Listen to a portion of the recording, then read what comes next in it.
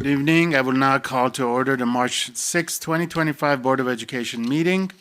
We acknowledge the traditional ancestral unceded territory of Chumash, Tongva, Fernandiano, Tatwam, and the First Nation on which we are learning, educating, and living. Mr. Maxwell, please, could you please lead us in the Pledge of Allegiance? Please rise. Place your right hand over your heart. Ready, begin.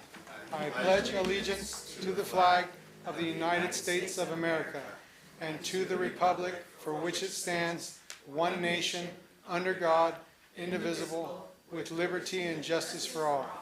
Thank you. Thank you very much, Mr. Maxwell.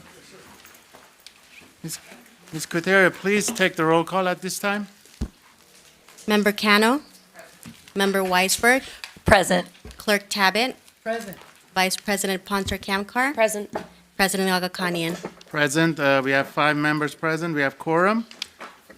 Item number 5, reporting on closed session. In the closed sessions, we had 1 item that the board voted on. The board took action in closed session to approve a resolution approving settlement with employee CM 18324. Motion was made by Dr. Emily Weisberg, seconded by Vice President Ponser Kamkar. 5 ayes, no 0. Motion passed 5-0. 6, adjustments to the agenda. No, sir. Nothing? Dr. Weisberg? Nothing? All right, thank you. Any items for future agenda? Dr. Weisberg?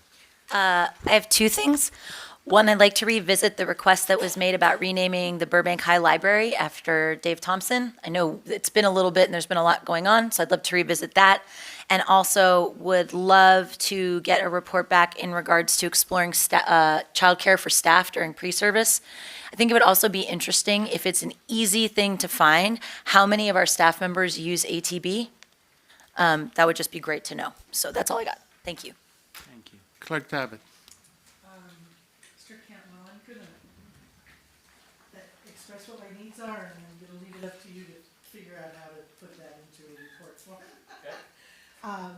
Stemming from our last meeting of the superintendent's facilities meeting, can we please put together probably a resolution or something along the lines? Are you talking about? I am not, and now I am, so that our current bond projects going forward must be closed out with DSA at the end, so that we don't run into the problems that we ran into the last couple of years. I'd appreciate it. Thank you. Is that enough information? Yeah. Anything else? All right, thank you very much. We're at number 8 now, reports from the board and staff. Let's start with student representative Alyssa Pracha from John Burroughs High School.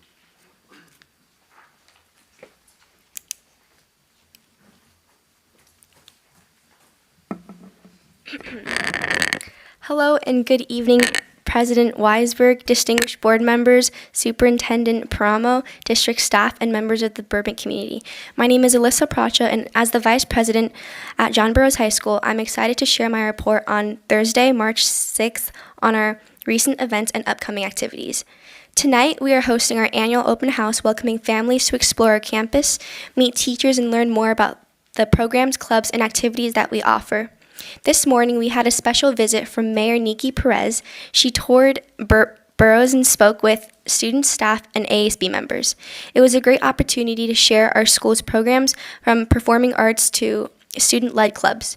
Her visit reminded her of her past years as an alumni and reminded us of staying connected with the Burbank community.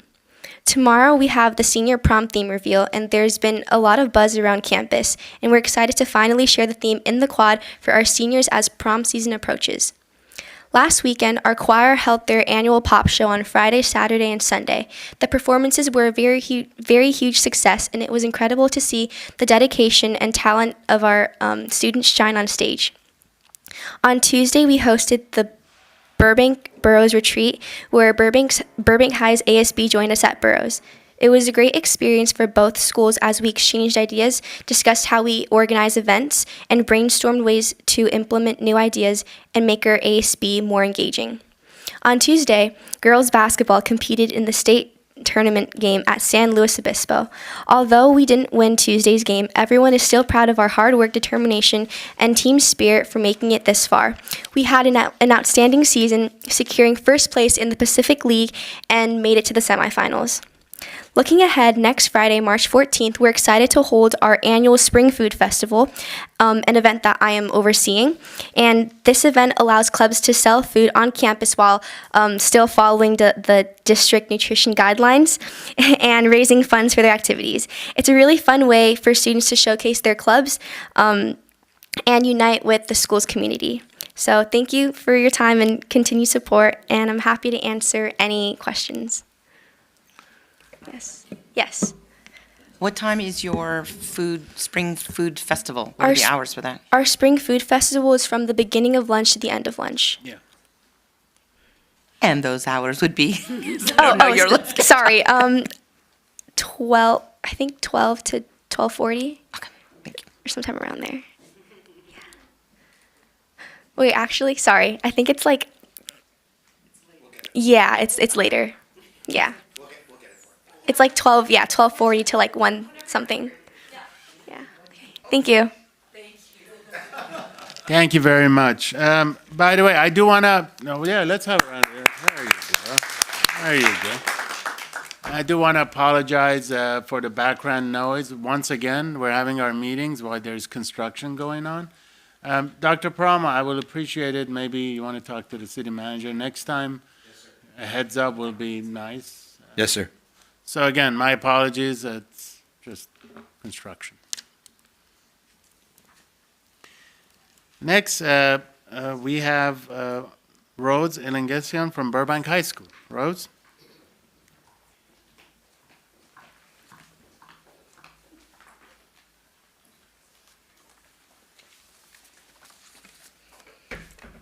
Good evening, Superintendent Paramo, esteemed board members, President Dr. Aga Khanyan, Vice President Cam Carr, Board Clerk Tabet, board members Weisberg and Cano, as well as all distinguished attendees. It is both an honor and a privilege to stand before you this evening to provide updates on the notable advancements currently being implemented at Burbank High School. I am pleased to report that through the collective efforts of our community, we have successfully raised a commendable total of $2,875 for our senior class. Our fundraising initiatives will continue over the coming weeks as we strive to secure a Jumbotron for the class of 2025.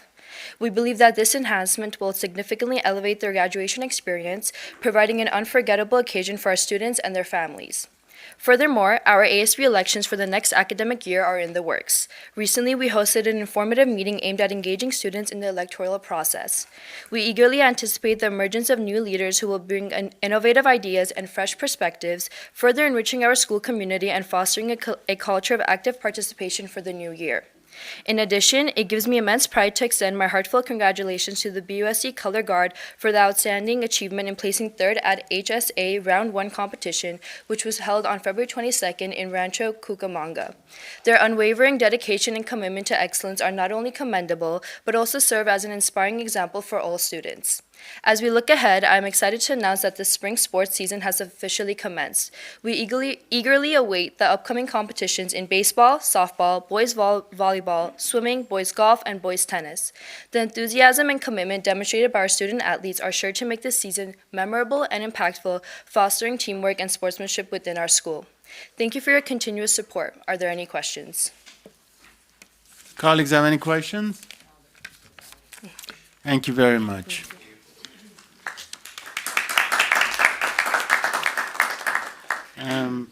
Unfortunately, Hike is absent tonight. Hike, we miss you, and hopefully we'll see you next board meeting. 8B, Burbank Teachers Association, BTA, CSEA, and BASA representatives. We have the BTA president, Mr. Dubecki. Why don't you come up? Good to see you. How are you? I'm hanging in there, thank you. Good evening, Board President Agakanian, members of the Board of Education, members of the district and staff. My name is Nicole Trebecki. I am a PE teacher at Dolores Huerta and the BTA president. I have been in the district since 2007. These past couple weeks, we have been doing Read Across America, and I have visited Edison Elementary, Jefferson Elementary, and Bret Hart Elementary. I want to stress the importance of how much reading really is. Long ago, when I was a young student in Indiana, my mom worked days and nights, and I never got to buy books from the book fair, and books were not brought to me at home. To this day, I can say that my vocabulary is not the best. When I go to read to our Burbank students and change my voice to get our students into the book, I want them to see that reading is exciting and cool, and it can help them to be better writers and readers.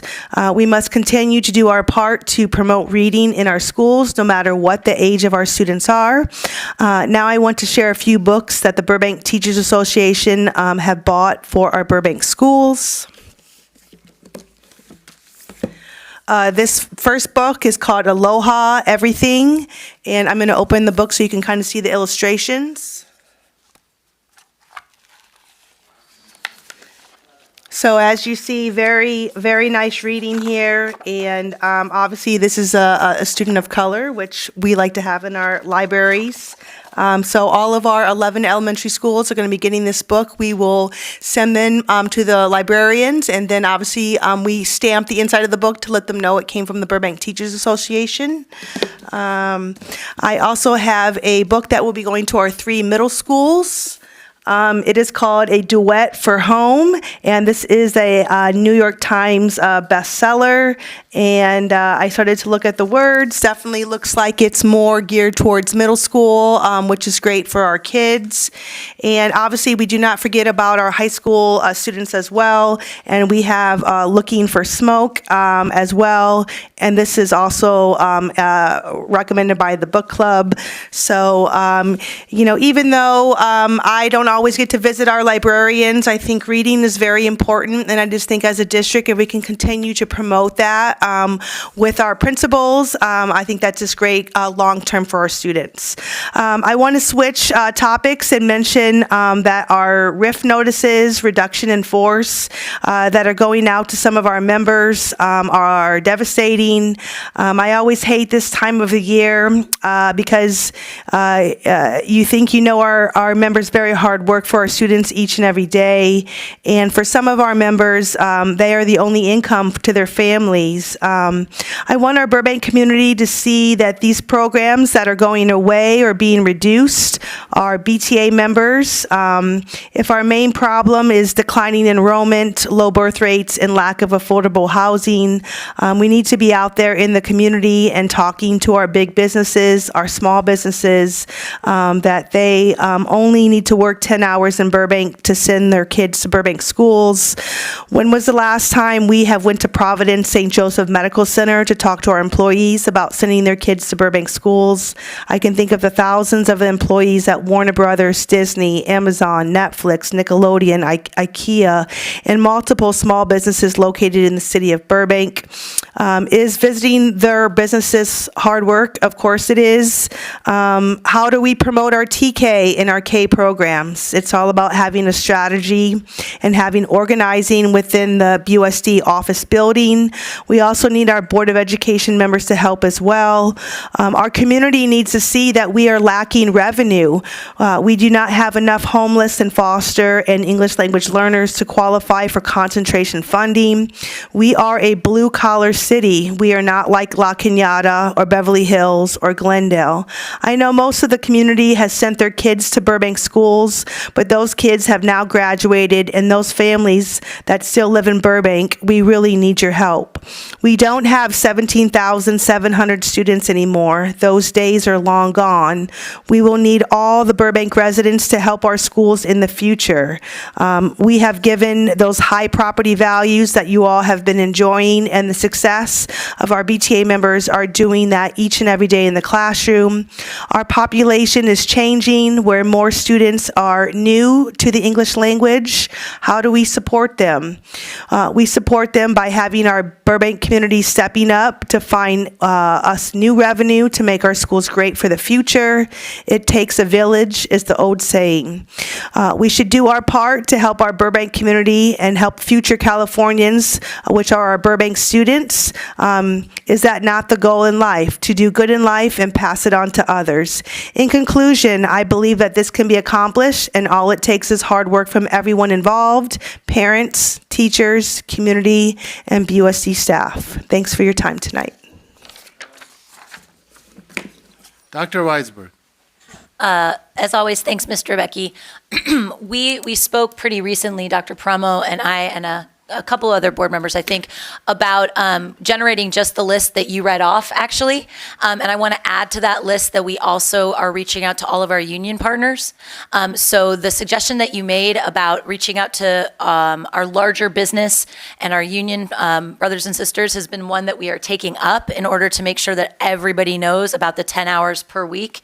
And one of the clarifications we also got is that if somebody, let's say, is working at the airport for 10 hours or more per week, and eventually that job is done and they go on to another site, they can still keep their kiddos in Burbank Unified. So I just want you to know that, like, that's something we're already working on.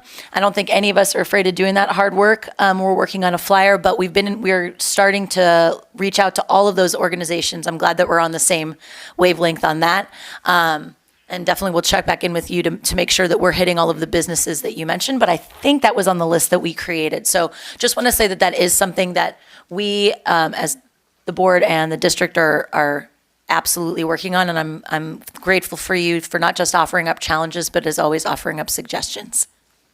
Clerk Tabbitt, thank you very much. Thank you, Mr. Becky, for coming down today. I always appreciate seeing you. I've been having conversations with folks at the assembly level and a little higher about the LCFF and the fact that we don't get concentration and supplemental grants, along with my friend, Mr. Eric Carter, who's sitting behind you. Would love to have some conversations with you about maybe how you, BTA, CTA could help, especially as upcoming elections in 2026 are happening, and folks that are part of the CDE might be running for governor and need to hear some of the things that we're saying and talking about. So that would be really great if we could set that up. Thank you, Clerk Tabbitt. Any of my colleagues? Ms. DeBrecki, thank you again, and please thank our teachers. With all the challenges, they still are, getting books for our students. It is very important that we do emphasize the importance of reading books, but also emphasize on the fact that, again, education, is the most powerful weapon our students can own, especially nowadays with globalization, all the challenges that we're facing. But again, please thank the teachers, and we will have these conversations continuing as we talk about some of the other challenges that we're facing. But thank you for bringing that up, because I've said it along. We are a blue-collar district. We are a working-class community. So more than ever, we need everyone's support. With that said, we're going to item 8C, reports from the superintendent. Dr. Paramo. Thank you so much, sir. I want to share with the public, I've said this before in other board meetings, but I feel that the Burbank Unified School District is honestly blessed to have the kind of relationship and open dialogue with both of our unions. I echo your concerns, Nicole. I have been meeting with board members individually to brainstorm how we try to combat our declining enrollment. I want you to know that I meet with the Chamber of Commerce once a month. I have had many conversations with them about permits and who qualifies. There is a very nice woman who is employed with Providence St. Joe's, so she is fully aware and helping to spread that word. However, we still need to go that extra step. So let me explain a few things that we're working on. Student Services and the board are working to put a flyer together. When I have those flyers, I will take them to the Chamber of Commerce meeting, and I will put them in stacks and give them to all our business owners so that they can spread the word for us and help us. I will also take those flyers to the Board of Realtors because Harry, president of the Board of Realtors, has offered to do that when they're selling houses, to put our flyer together so that if interested parties want to come to Burbank, then they have the information. We had a very out-of-the-box idea from Vice President Poncer Kamkar that we look into the advertisements that are on our bus stops to see what that costs, to see if we can start advertising to the greater community, especially people who may not live in Burbank who take the bus, to see if that will help. They're working on that now to figure out pricing, but those are the ideas we're trying to mobilize to try to get the word out. So I would love to meet with you, maybe with Alex, and we can put some other ideas together to try to help in this effort. As far as layoffs today, I hate this time of the year as well. I know how difficult this is. I will just share with you that this is something that district staff agonizes over. And we try to communicate early and often with all our stakeholder groups to make sure everyone's involved. None of what we are seeing in terms of layoffs is something we want to do. There are positions that have been a mainstay in the Burbank Unified District for a long time, and it's not easy to have to not have them anymore. But this is sadly what our reality is at the moment, and I am going to work hard with our stakeholder groups to figure out how we can work together as a community in the future to try to restore some of these things. But at the moment, this is what it looks like. I want to give a shout out to our union leadership with our classified union, CSEA. They have worked really hard to put together and finalize a memorandum of understanding so that we don't have to move forward with many of the layoffs that were on the list.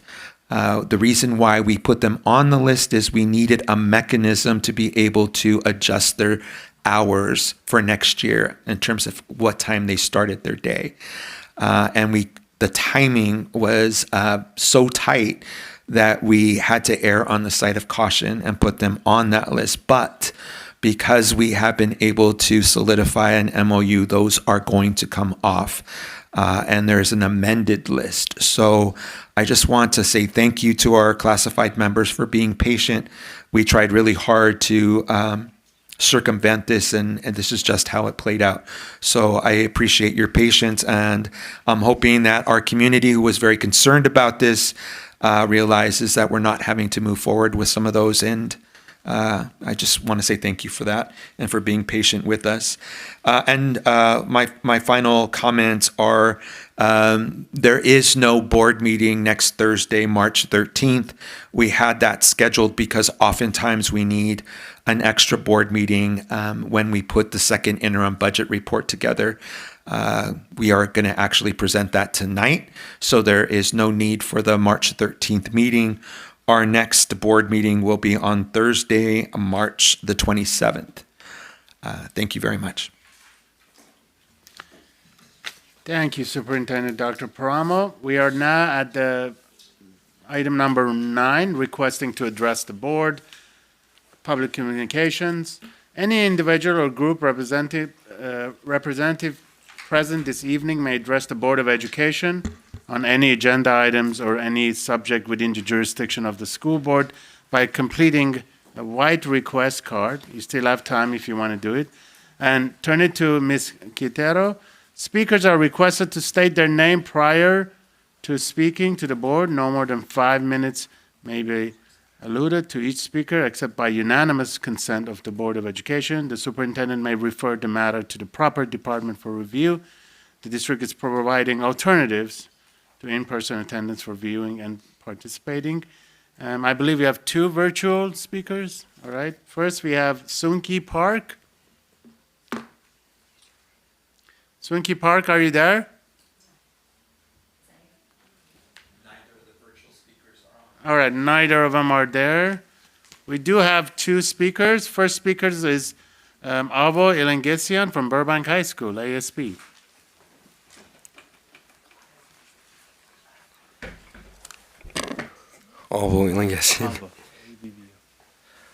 Good evening, Superintendent Paramo, esteemed board members, President Dr. Agakanian, Vice President Kamkar, Board Clerk Tabe, Board Member Weisberg, Board Member Kano, and all distinguished attendees. My name is Alvo Elengesian, and I'm a student at Burbank High School.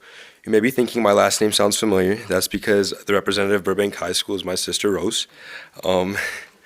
Before I begin, I would just like to say I really appreciate your time and all you do for our amazing city.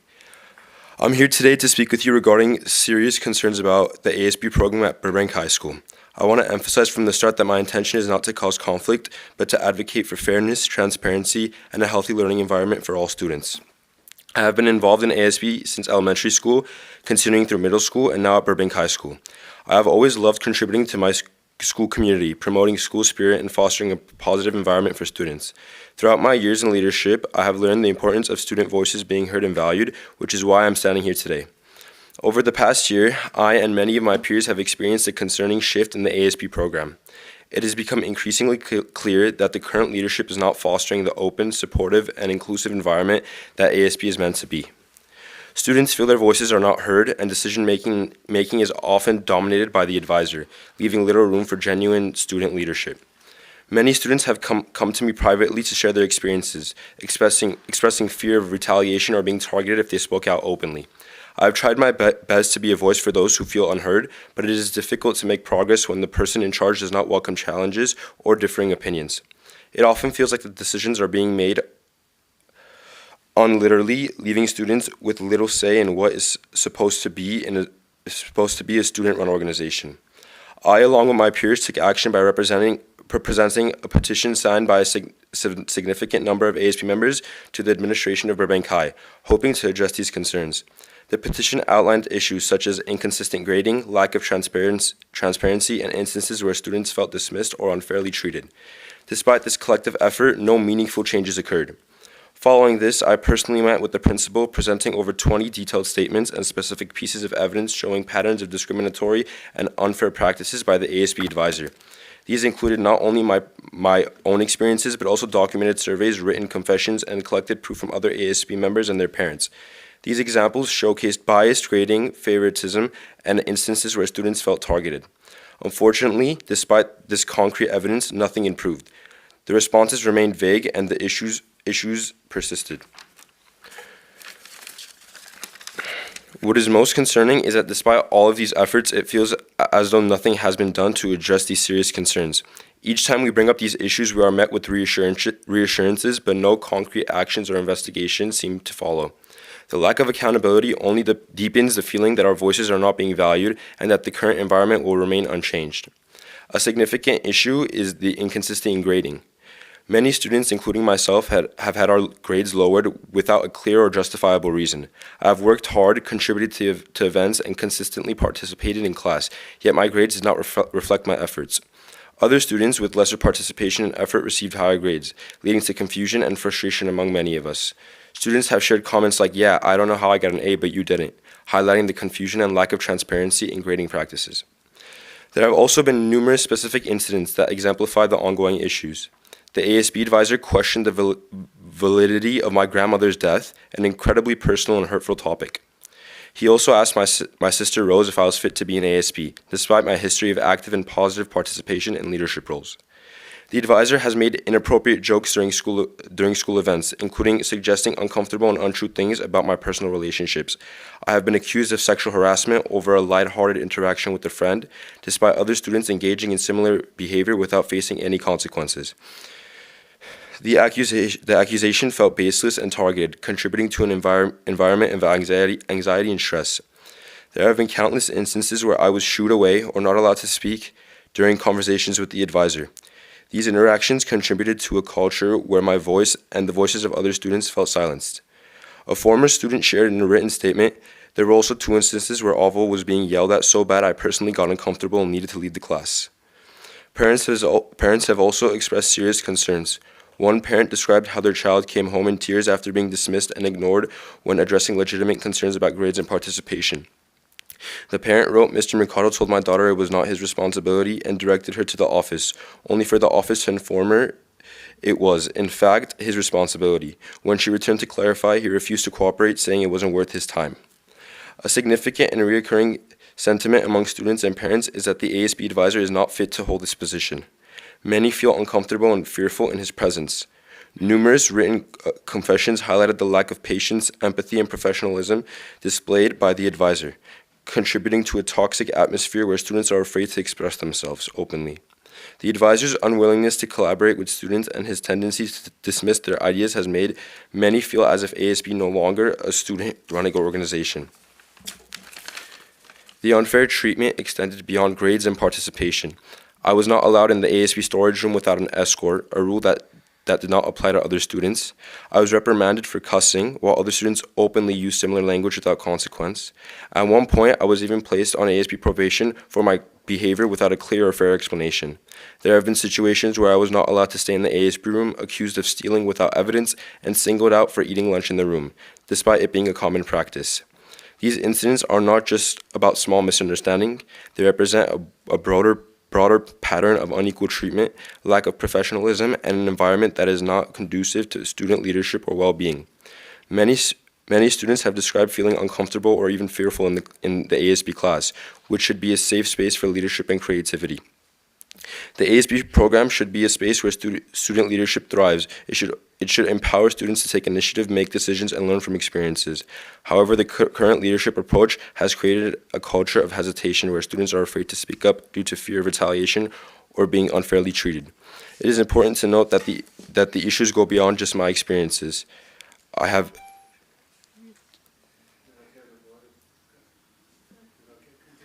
Thank you. I have heard from many peers who have felt similarly but are too afraid to speak up. They worry about their grades not being impacted or being treated differently if they voice their concerns. This culture of fear is not healthy and contradicts the very principles of ASB. At this point, it is clear that change is necessary. The ASB program needs strong, consistent, and unbiased leadership to rebuild trust and create a positive environment. I hope that the board will recognize the urgency of the situation and take steps to ensure that ASB once again becomes a place where all students feel valued, respected, and heard. Thank you for your time and your commitment to making Burbank High School a better place for everyone.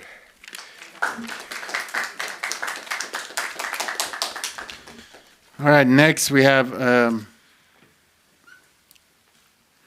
Helena Artunian from Burbank High School ASB. All right, those are the last 2 cards.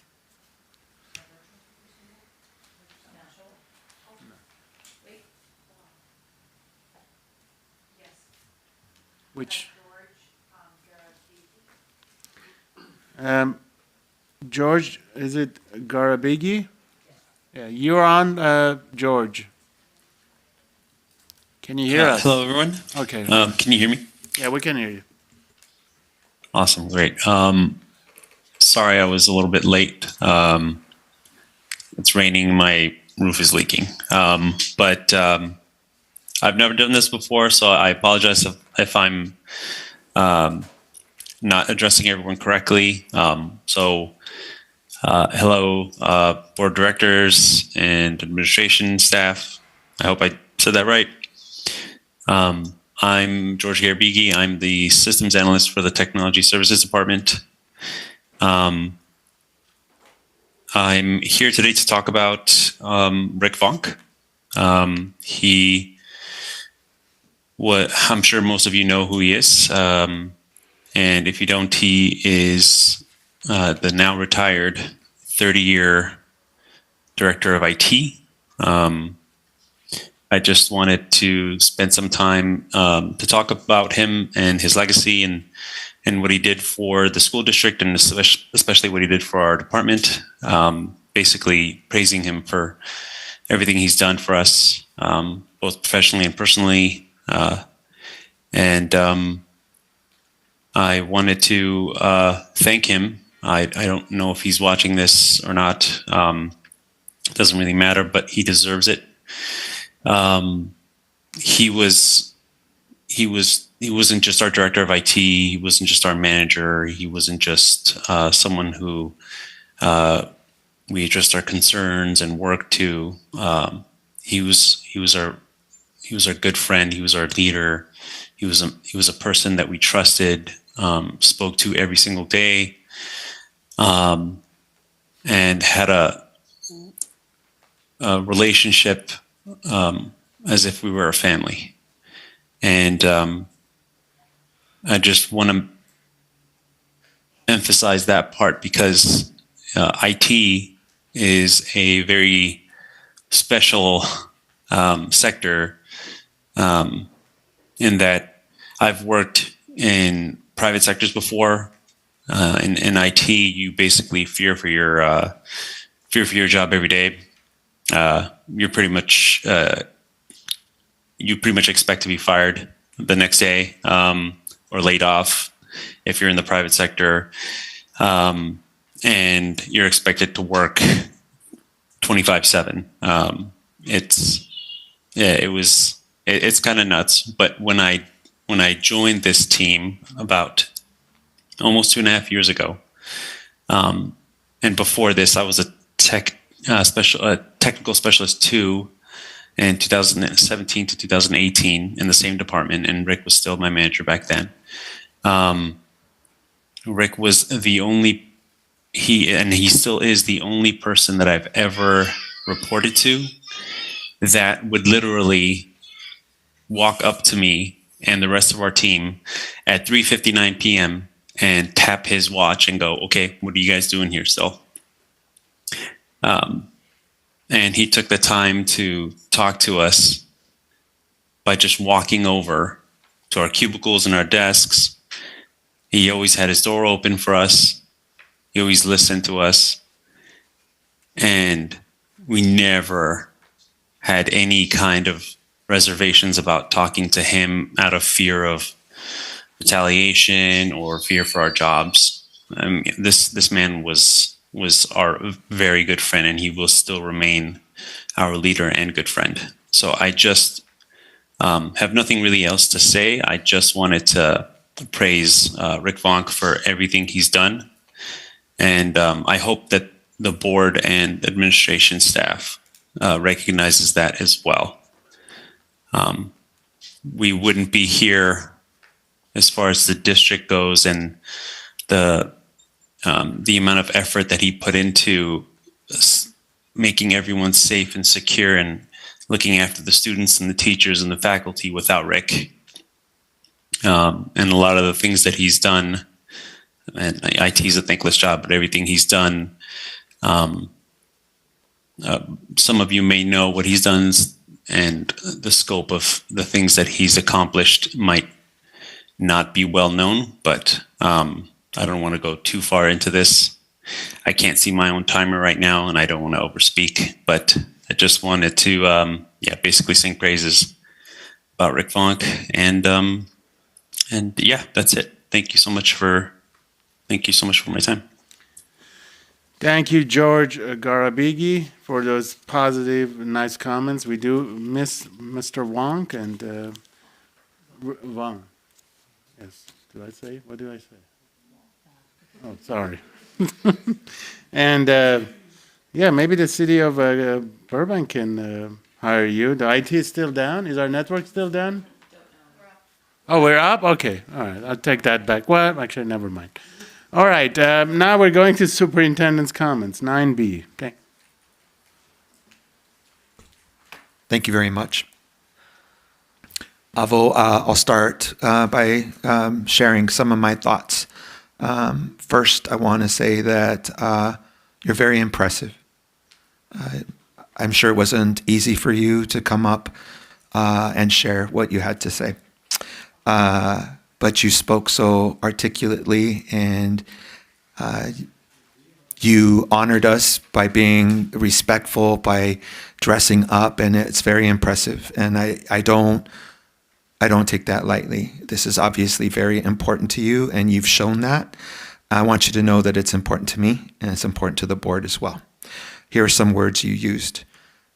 That ASB should be supportive, open, and transparent. And I want you to know that I believe the same thing. It should be all of those things. I have no information about details other than what you shared. So I'm going to make a few comments, but I'm going to make them globally. So they're big comments, overarching comments. The first thing I want to tell you is that I have known Ms. Barzagar for more than 20 years. We've worked very closely together.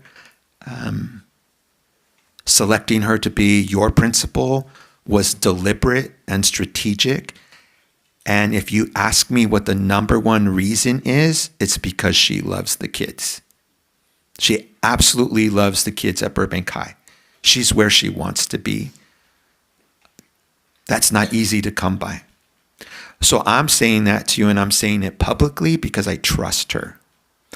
A lot of times when situations occur, there are things that happen that can't be public. There are things that are put in place that can't be public because they're personnel issues.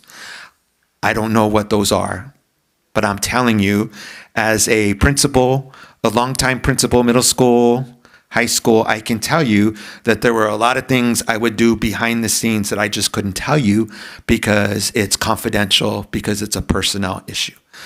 I am going to make a wild guess that she has done some things that she just hasn't been able to share with you. And I feel very, very confident about that. You want to be valued. You want to be respected. You want to be heard. I want the same thing. I really do. It's important. And you obviously are a student that cares. And that's very obvious.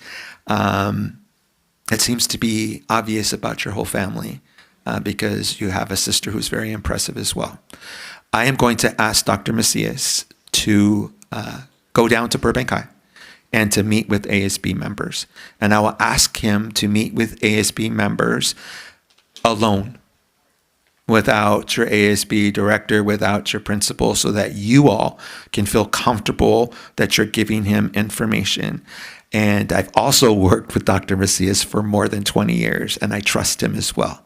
And I trust that he will find a resolution and try to figure out what's going on and what the fairest thing to do is. You brought up one thing that you mentioned several times, so I want to talk a little bit about it, and that's grading.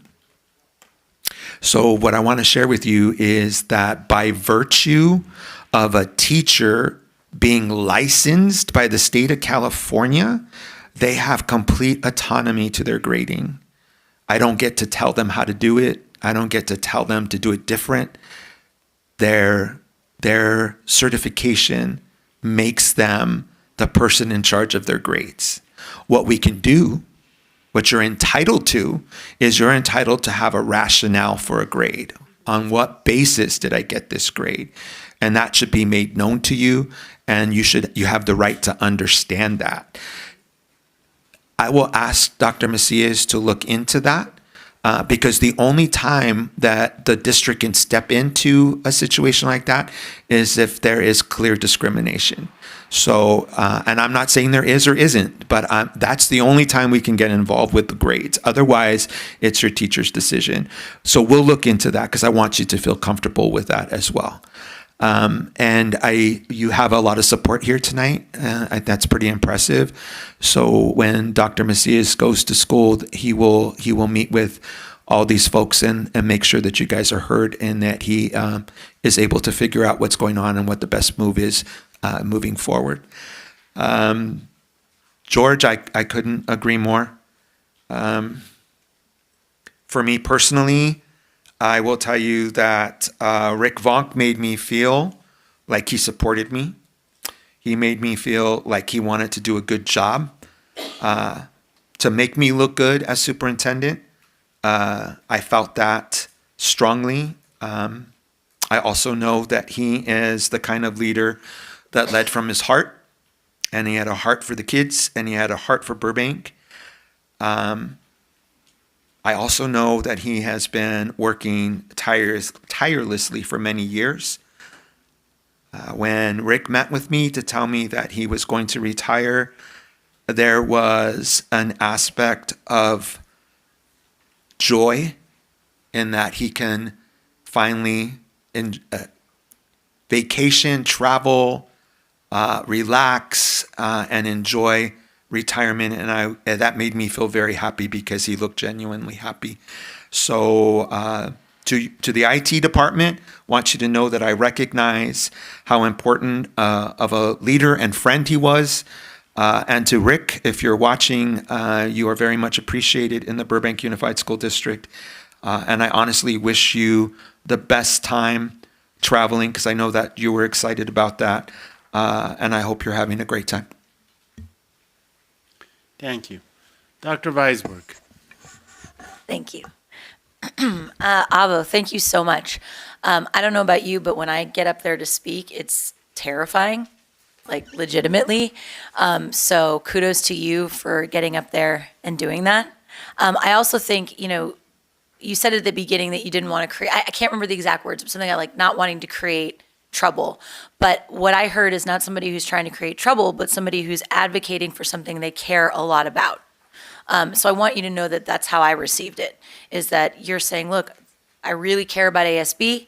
I'm really concerned about the direction it's going and about how I feel and how my classmates feel, and I want to do something about it, and that's commendable, and that is always the sign of a true leader, right? You're willing to do an uncomfortable thing because you're trying to make positive change.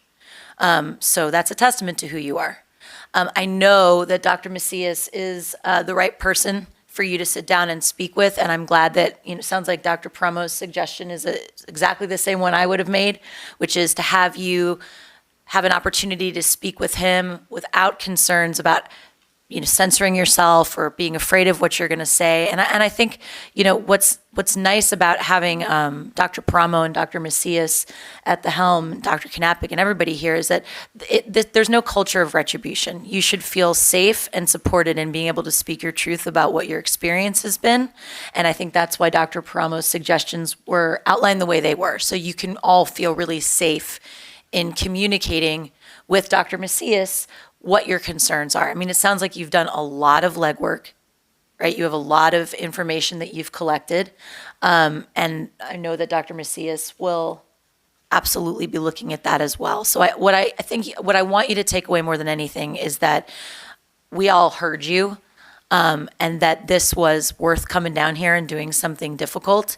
And another sign of clear leadership ability is how many people you got to come down on a rainy night, on a Thursday night, when there are definitely better things that you could all be doing. So thanks to all of you. I assume you're all Burbank High students. So thanks to all of you for being here. I also like that you all decided to color coordinate. It's good. Looks good. No, it's good. I know who you all are. But I mean, this is a real testament to your commitment to Burbank High and your commitment to Burbank. Why else would you be here? There's no other reason. So I just want to say a really sincere thank you to all of you, and to Rose, and to your parents for raising such tremendous leaders. And I look forward to getting an update on how this goes, and I hope that you will continue to come back and communicate with us. And I say this a lot, but I mean it a lot, which is you don't have to wait till a board meeting. You can always reach out to us at any time. I know sometimes it feels like it carries a little more oomph to come to a meeting, and I think it does, but we're reachable by email all the time. So never feel like you have to wait. So I just wanted to say thank you. And to George, thank you so much. I think it's a testament to somebody when your former employees say nice things about you, even when you're not their boss anymore, because it means they really mean it. But Rick was always a really fantastic person to talk to get information. I remember he took time out of his schedule early on when I was first a board member to walk me through some stuff and help me understand what the IT department was all about. I will always be grateful to him for that. It's another good reminder, though, for us as a district about making sure that we are commemorating and celebrating our long-term employees. So if there's something that we can do for Rick, even if it's just, I mean, I don't know, we should talk about what it is, but it's a long time to be part of the BUSD family and definitely worth celebrating however we can. So thank you to George. Thank you to Rick. I know your legacy is going to be felt long after you are sailing the seas somewhere fabulous. But you will be missed. So happy trails, my friend. And I think, hold on, that is all I got. Thank you. Thank you. Board Member Kano? Clerk Tabit? I think my colleagues and Dr. Paramo have said so much, but I do want to thank Avo for coming down and sharing your thoughts and feelings with us. It's very important that I think as a human being, regardless of your age, that you feel heard. So I know it's not easy to come down and we look so formal and, sitting up at this dais. It's not an easy thing to do, but you did fantastic making yourself heard to this group. So kudos to you. And how nice it is that you're supported by your classmates and friends and fellow ASB folks who took the time on this rainy night to come down and, as Dr. Weisberg said, figured out their outfits for tonight so they all look the same. That's, you go, yay Bulldogs. That's the way we do things, right? Anyway, so thank you, and I honestly appreciate your thoughts, Dr. Paramo. Dr. Macias is an excellent person to sit down and listen and try to work through so that all sides are heard and get their needs met. So no pressure, Dr. Macias.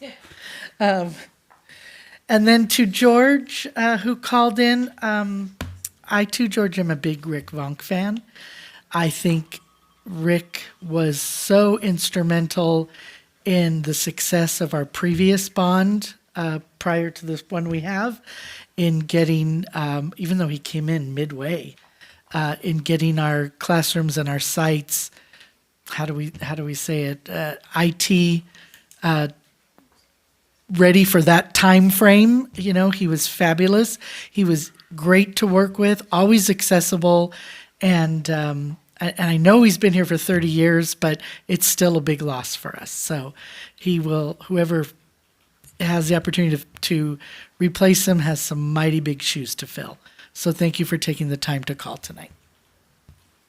Thank you. Vice President Panzer Kamkar. I was literally writing down big shoes to fill as you said it.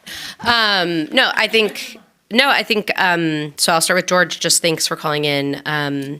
Rick has been a really great leader and team player. And it's been lovely to kind of get to know him. And I hope he's not watching because as a public meeting junkie myself, I would hope that once I'm retired, I'm not watching, but I hope someone flags for him that people are saying great things about him. And we're going to miss him, I think, big time. I do want to also say that all I've heard about the process for the new IT director is that there's excellent candidates. And so I really hope that whoever the new director is, that they come in and take the work that Rick has been doing and really run with it and continue that really collegial culture that has been developed in IT, because it's really important work that you all do.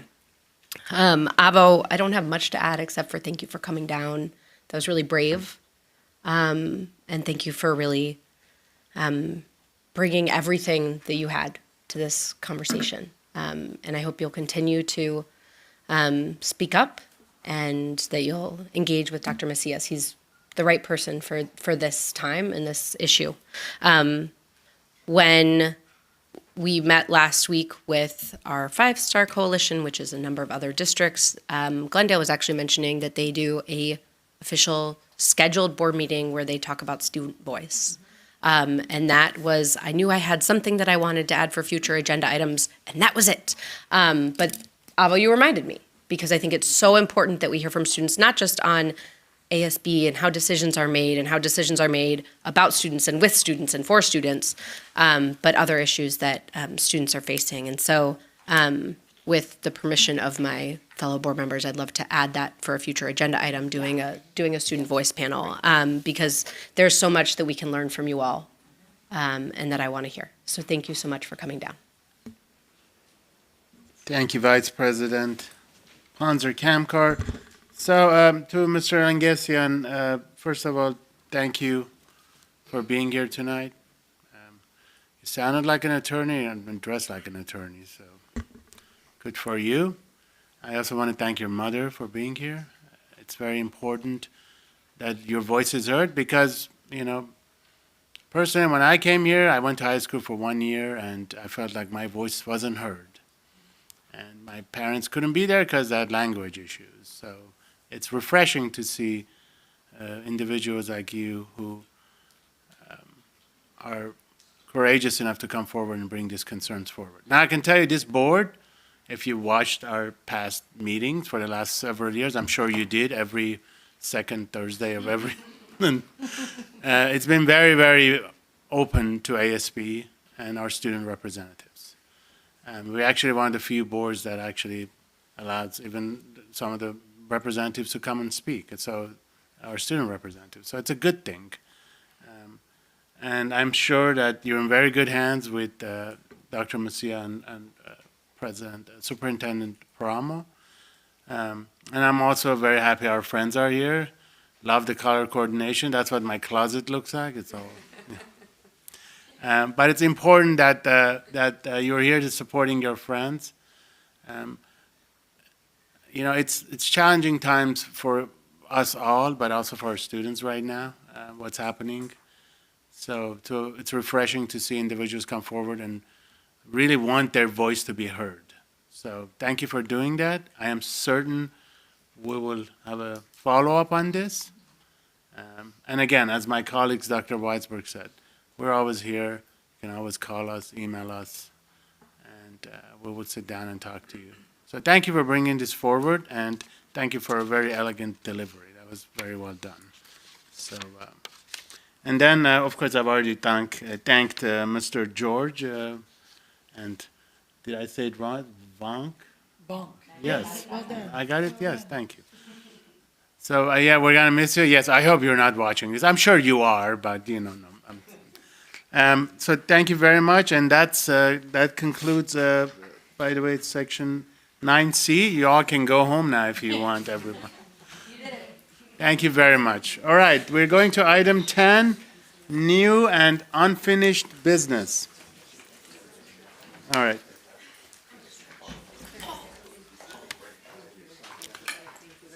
I'll take a minute to stretch. Is that good?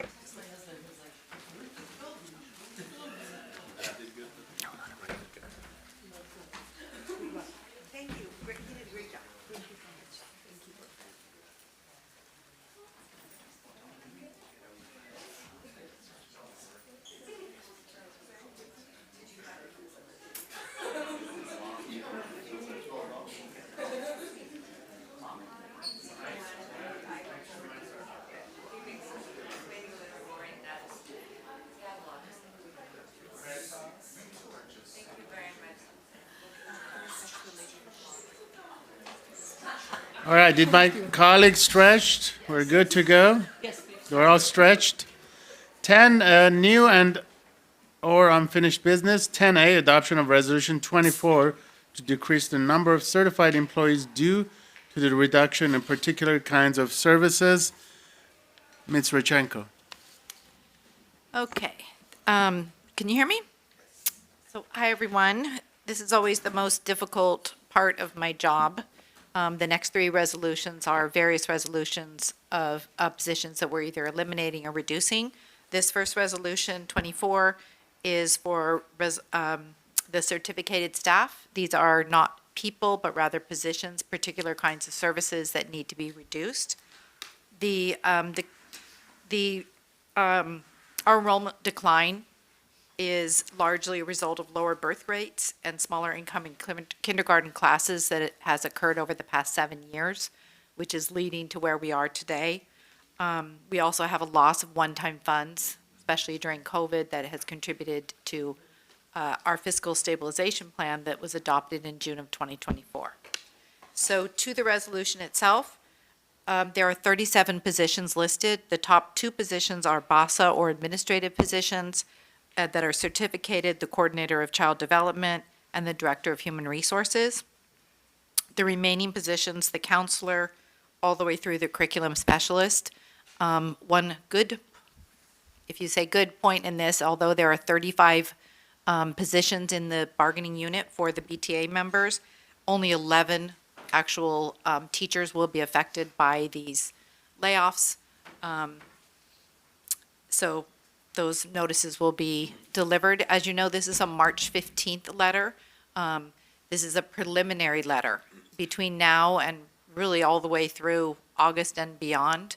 As people retire, people maybe separate, needs change, funding comes in, things can change, and these can be rescinded. In May, we'll do a final resolution for a layoff, and we'll move forward from there. Any questions on the certificated layoffs? Any questions? Dr. Weisberg. Just for anybody watching, if they're looking at this and they're saying, oh, that's 12, like the multiple subject elementary, it has not yet been decided, or has it, which school sites will be impacted by those 12? And I know it's only 11 teachers that are actually going to be, but for those 11 teachers, have the sites been identified? Yes, although for multiple subject teachers, because of our early incentive for early notification, we actually, and our temporary teachers, there are actually no multiple subject teachers that are affected by this layoff. That's what I was looking for. Thank you. Any other questions? May I have a motion and a second? Second. Okay, we have a motion by Vice President Ponce Cameron, second by Dr. Weisberg. All in favor, say aye. Aye. Aye. Ayes 5-0, ayes have it. Motion passes unanimously. 10B, adoption of Resolution 25 for the elimination or reduction in classified positions. Okay. I brought to you this evening an amended report for this. I'm happy to, as Dr. Promo mentioned earlier, there were quite a few CSEA members on the list that were positions being eliminated due to the change of scheduling, and they were really not being eliminated. They were just a way for a mechanism for us to change their hours of employment. So those have been taken off the list. So for our positions being eliminated, we are ending up with our elementary physical education assistants. Those are 5 positions. Our intervention specialists at-risk students, that is 12 positions. And we have 2 para-educator positions that are actually being eliminated. All of those, the people in those positions, we do have employment for them in either a previous position or other positions that they qualify to be in. So none of them will have to leave Burbank Unified if they choose to exercise their bumping rights and or accept another position. The remaining positions on the list are reductions. These are all based on students, for behavior intervention assistants, for campus supervisors. Some of these are one-time funds. I'm just today at 4 o'clock, I learned that 2 of them, the bottom 2, the paraeducator primary language support and the paraeducator special education, the site has funding for those positions, so those employees affected will not even receive a layoff letter when Is tomorrow. that what the amendment was? No, the amendment was all of the other positions that were on here due to the change of schedule.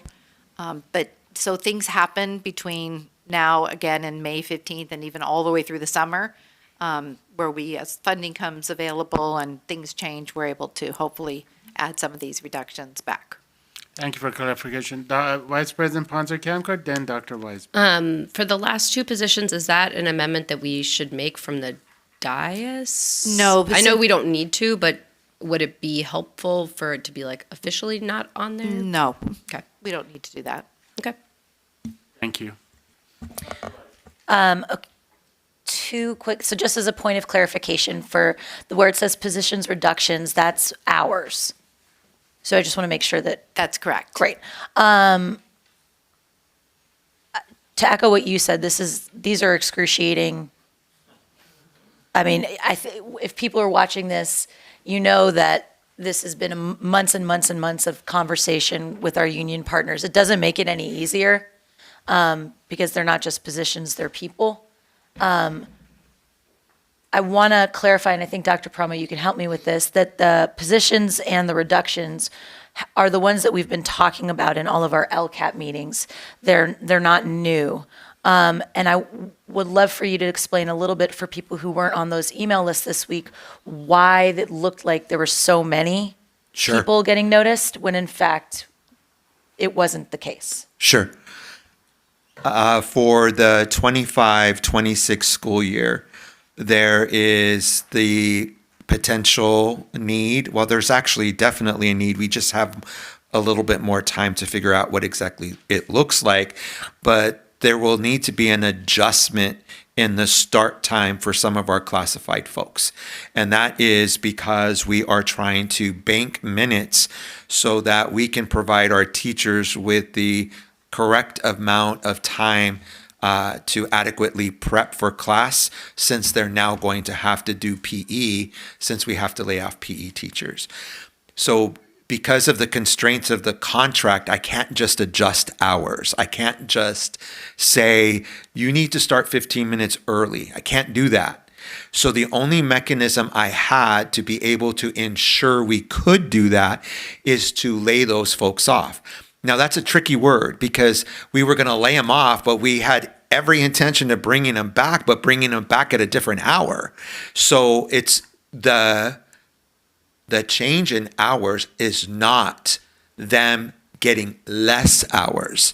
So this is not going to affect the amount of hours they were working, doesn't affect their amount of pay. It just affects their start time.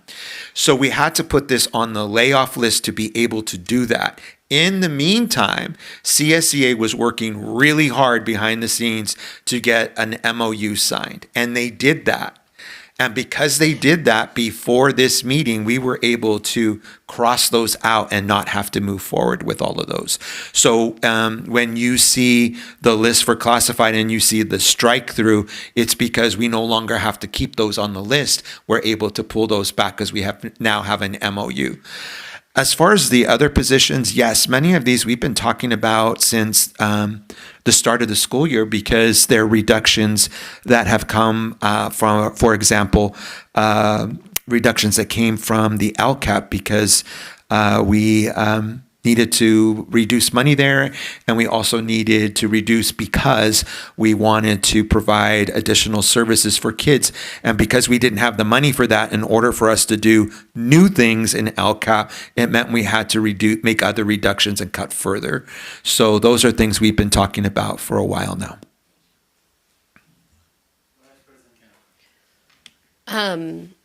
So I know we made this change in order to allow for additional prep, especially for our 4th and 5th grade teachers.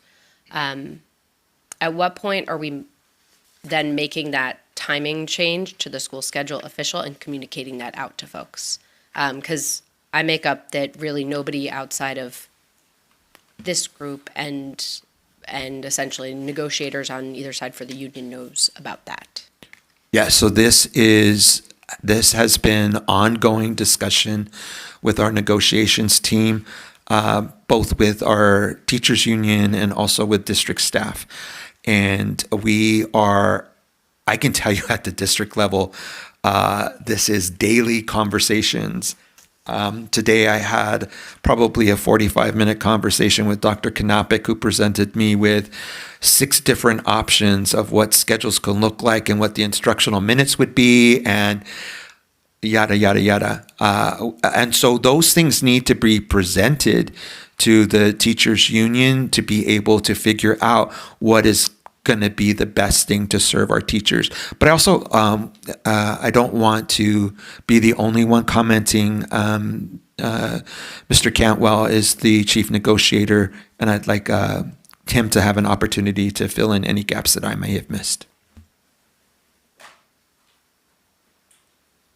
Certainly, there are no gaps that you missed, Dr. Paramo, but I will just supplement that the MOU that we signed with CSEA requires a decision be made by April 30th. So that was one of the expectations they had, was that if we are going to change the start time for the bell schedule or the change in the start time for work schedules, that those had to be finalized and communicated to all impacted staff by April 30. So the schedule itself wasn't, the MOU was that there would be a schedule change, not that this is the schedule change. Correct. Just, okay, I wanted to clarify that for my sake. So we'll have a decision by April 30th that we can then communicate out to everyone, including families and everybody else who needs to get their act together, like me. Yes. Thank you. Absolutely. Any other comments from my board members? I get a motion and a second, please. Moved by Clerk Tabbitt, seconded by Vice President Ponser Kamkar. All in favor, say aye. Aye. Motion passes 5-0. 10C, adoption of Resolution 26 for elimination or reduction in certified children's center positions. Ms. Richard. All right, the last resolution, these are some remaining, these are children's center teachers. These are not eliminations of positions, but rather reductions. Many of them are due to the split start for kindergarten and also the longer day that is for kindergarten, so they're needed not as many hours, and that's why we have these few last remaining reductions. We took some last year, and these are the remaining. Any questions from my colleagues? Vice President Ponser Kamkar. So is this does this just affect Children's Center at Washington, or is this more global than that? I'm sorry. More around the bell. Around the bell. Got it. Okay. Thank you. Any other questions? Can I get a motion and a second, please? Second. Moved by Vice President Ponser Kamkar and seconded by Clerk Tabbitt. All in favor, say aye. Aye. Aye. 5-0. Thank you very much. I know these are difficult resolutions, but anyways. 10D, approval of employment contract for Assistant Superintendent of Instructional Services. Ms. Rudenko? Or? Go Oh, ahead. this is a good one. Okay, much better. All right, so on September 5th, 2024, as you know, we entered into a contract with Dr. Macias to be the interim assistant superintendent of instructional services.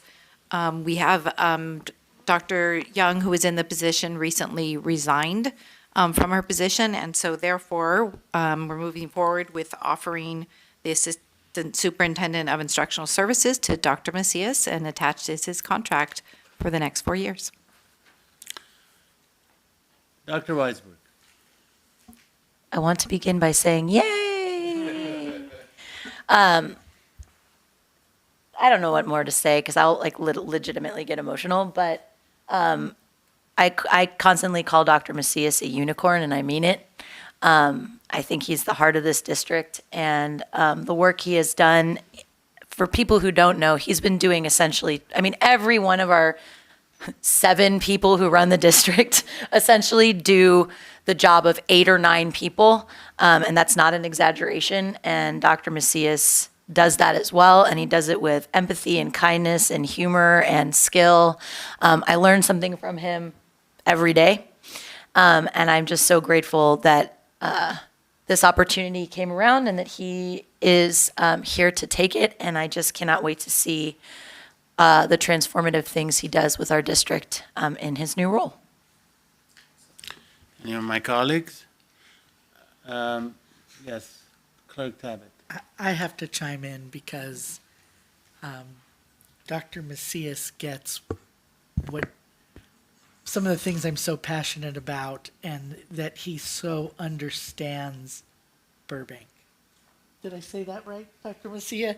Dr. Macias, so I appreciate him and all the hard work he puts in, and that he considers Burbank his home. And I think that's so important, so thank you. Dr. Weisberg. For those people who don't enjoy happiness, I'm kidding. For people who are fiscally concerned, which is a valid thing to be, could you just talk a little bit about what, if any, fiscal impact there will be on this new position? It's not, which is not a new position. Dr. Weisberg, who did you ask? You said who? I just looked over there at whoever wants to take that, just to be clear. Okay, thank you. Sure. There is no fiscal impact. And the reason why there is no fiscal impact is because, to be honest, this is actually a cost savings for us because Dr. Macias has continued to be the director of secondary ed while assuming the responsibilities in large part of Dr. Young while she was out, in addition with Peter and myself. But he's taken on a lot of that work. And with Dr. Young resigning, he is essentially piecing those jobs together. And so as we move into the future, there is a plan in place where we are restructuring so that we are trying to be fiscally conservative. It is a plan that we put in place in discussion with our union partners to make sure that everybody understood what that would look like. And we are moving forward with that plan. We have a position right now flying for Director of Secondary Ed, not another assistant sup position, so that it will free Oscar up to do, Dr. Macias up to do a lot of the other work that needs to get done as assistant superintendent. So very grateful. I will say anecdotally that the amount of support from principals, from union presidents calling me specifically to tell me, thank you, you're doing the right thing, is a real testament to the fact that he has stepped in and done a really good job. He really does have the respect of his peers. And I think this is a really good move. And I think we're lucky. Yeah.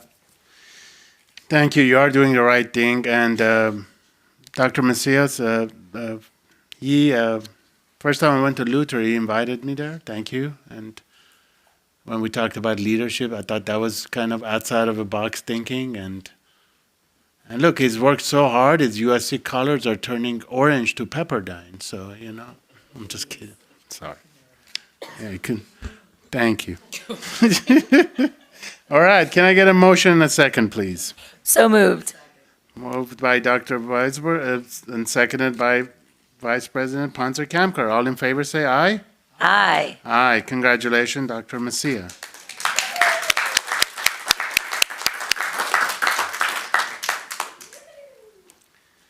(10E) Approval of second interim report for 2024-2025 fiscal year. Mr. Cantwell.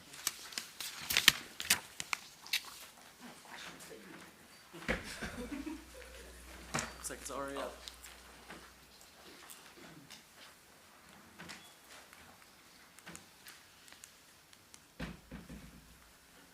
Can we get the slides? President Agakanian, board members, Dr. Paramo, colleagues, community. This is the time of the year that we bring our second interim revision to you for approval.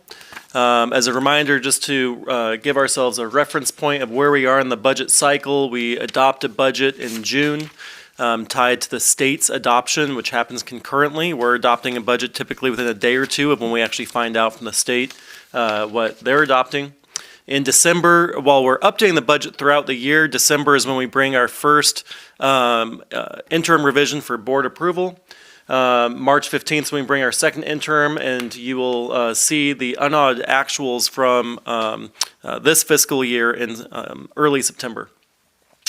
Most importantly, I'm happy to share that we have recommending a positive certification for our budget, which means that we are able to meet our current year plus 2 obligations. That means current year, next year, and the year after. I'm going to jump to this slide, the multi-year projection that, again, I just referenced, is really the key slide for the presentation this evening for all the materials that you've received in your packet. Before I really dive into this slide, though, I do want to acknowledge Dr. Abdelhamid, our fiscal director, Harmony Tracks, our budget supervisor. It's really it's difficult to express the joy and appreciation that I have for that team, that leadership group, as well as for the entire team in fiscal that really has completely created from scratch a budgeting system that allowed us to cancel next week's meeting because they were able to do it so quickly and efficiently, effectively, accurately. We really are talking about something that, again, FICMAT identified and that we've known for a long time, that our budgeting practices were more than a decade old without having necessary improvements, highly manual processes that this group, led by Dr. Abdelhamid, have really revolutionized and improved. And so they did an excellent job. I just get to take some of the glory tonight in doing the presentation. This is, though, our key slide. And so to draw your attention, I'm not sure if this pointer will work or if you'd be able to see it anyway. The bold, did I just point at someone? Oh, okay. Yeah, don't get her started, you know. The bold words ending fund balance is the one to draw your attention to. That's about halfway down the slide. You can see that this year we are running an $11 million deficit. We will be ending the fiscal year, we're projecting, with $26 million in a reserve. Next year, we're running an $8 million deficit, which will bring our ending fund balance down to $18 million. The year following, we still are projecting a budget deficit. $11 million brings our ending fund balance down to $7 million. And so really critically, the second line from the bottom all the way to the right, if you guys can see that number, there's a bunch of numbers on this page that are 6, 7, and 8-digit numbers, and that's a 4-digit number. That is our ending fund balance in excess of our 3% required reserve for economic uncertainties. So when I say that we're able to meet our obligations for this year plus 2, what I'm saying is that we're anticipating $4,000 on a $250,000 annual budget as being available to us at the end of that third year. So this is the tightest possible budget that we can present. And the reason that we are able to present this budget is because of our fiscal stabilization plan, which we'll talk about momentarily on our next item. So the key takeaway from tonight with this budget is status quo from first interim, which is that we are able to meet our obligations, but only through the very painful decisions that we just went through with these layoffs. And unfortunately, this will not be the only year that we are required to have layoffs. So with that, we go into, again, a lot of detail as to the revenues. It's a $250,000 budget, $209 million in revenue. Revenue drivers. For next year, we're using 2.43%. That's right now what the Department of Finance has told us to use for COLA. That will be completely eaten up by our declining enrollment. And so even though, something that you would see here implies or suggests that we might be getting an increase in funding, because of a COLA, again, we will not actually see an increase in funding next year due to the offsetting impact of declining enrollment. Revenues, $237 million. I just want to explain the reason that there's such a gap, such a delta between revenue and expenditures is because we are exhausting some of those one-time funding sources from prior years. And so you can see that, again, $237 million in anticipated expenditures for the second interim budget. Expenditure drivers, I'm actually happy to share, and I know that Board Member Tabbitt will be grateful, although this is such minuscule, improvement. But the CalPERS increase, note that the CalPERS increase is going down ever so slightly next year. We're paying 27% as a requirement by the state to fund the classified pensions. That number is anticipated to grow next year, but whereas at first interim we were anticipating it to grow up to 27.6% and then to get to 28% the year after, now those increases are a little bit lower, 27.4, 27.5%. So maybe all of that hard work you've been doing is beginning to slow and turn the tide. CalSTRS remains at 19.1%.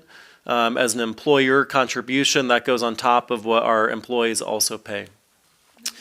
Yes. If you know off the top of your head, and I didn't mean this to be it's not a gotcha, it's just wondering, what would normally, as the employer, our percentages be to putting into STRS and PERS? Because this is additional, it's higher than normal, right? It's not, No, so they just have a single base amount that we pay. So there was a period of time where we had a PERS and there's a PERS reduction. That was a secondary contribution, and same for the STRS side. That's gone away, so it's only a single amount. But just a frame of reference, 15 years ago, we were paying about 10% for both PERS and STRS. So that number has gone up double for the certificate staff and nearly triple for classified. PERS and STRS combined? We do 10%? About 10%, yeah, for each of them, right. Got it. That's right. Is there a limit on how much PERS and and it's almost funny to ask, but like, I mean, but that's what I'm like. At what point do they say that's enough? Oh, what a fun mystery!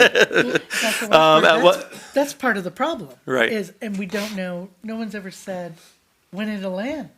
Right. Because it's supposed to be a repayment for funds lost in '08.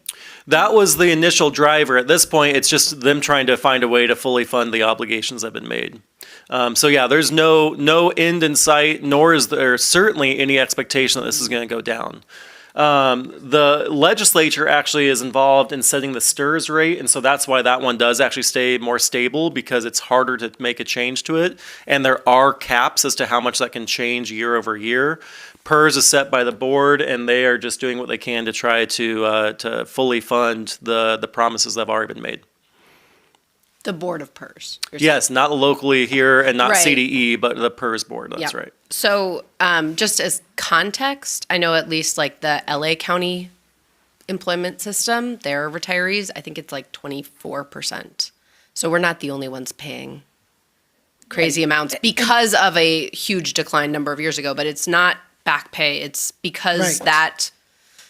that amount of money was not allowed to grow because it shrank so much during the recession. And right? it's also not because city councils made a decision to back out of PERS payments for a while, which they have that opportunity. And every district in the state of California is hit with these percentages. Right. This is not a unique percentage to Burbank. This is set at the state level, and all school districts that have STRS and PERS employees are paying those rates. I have a question for you. I'm not holding my breath that these are going to go away or become lower. Correct. But what I'd like to know is, what is the mechanism or likelihood that we tap out and it just stays stable? So what I've heard at the state level is the anticipation is that PERS is going to go to a full third. So again, right now we're slightly over a quarter, 27%. The expectation is 33%. That's right now what they're telling us to be aiming toward and to anticipate. I have no reason to think that once we get there, that's where it actually ends. I'm sorry, guys. I could geek out so significantly right now and go for a while, and I'm going to try to do this really briefly. This problem is only going to be exacerbated by declining enrollment.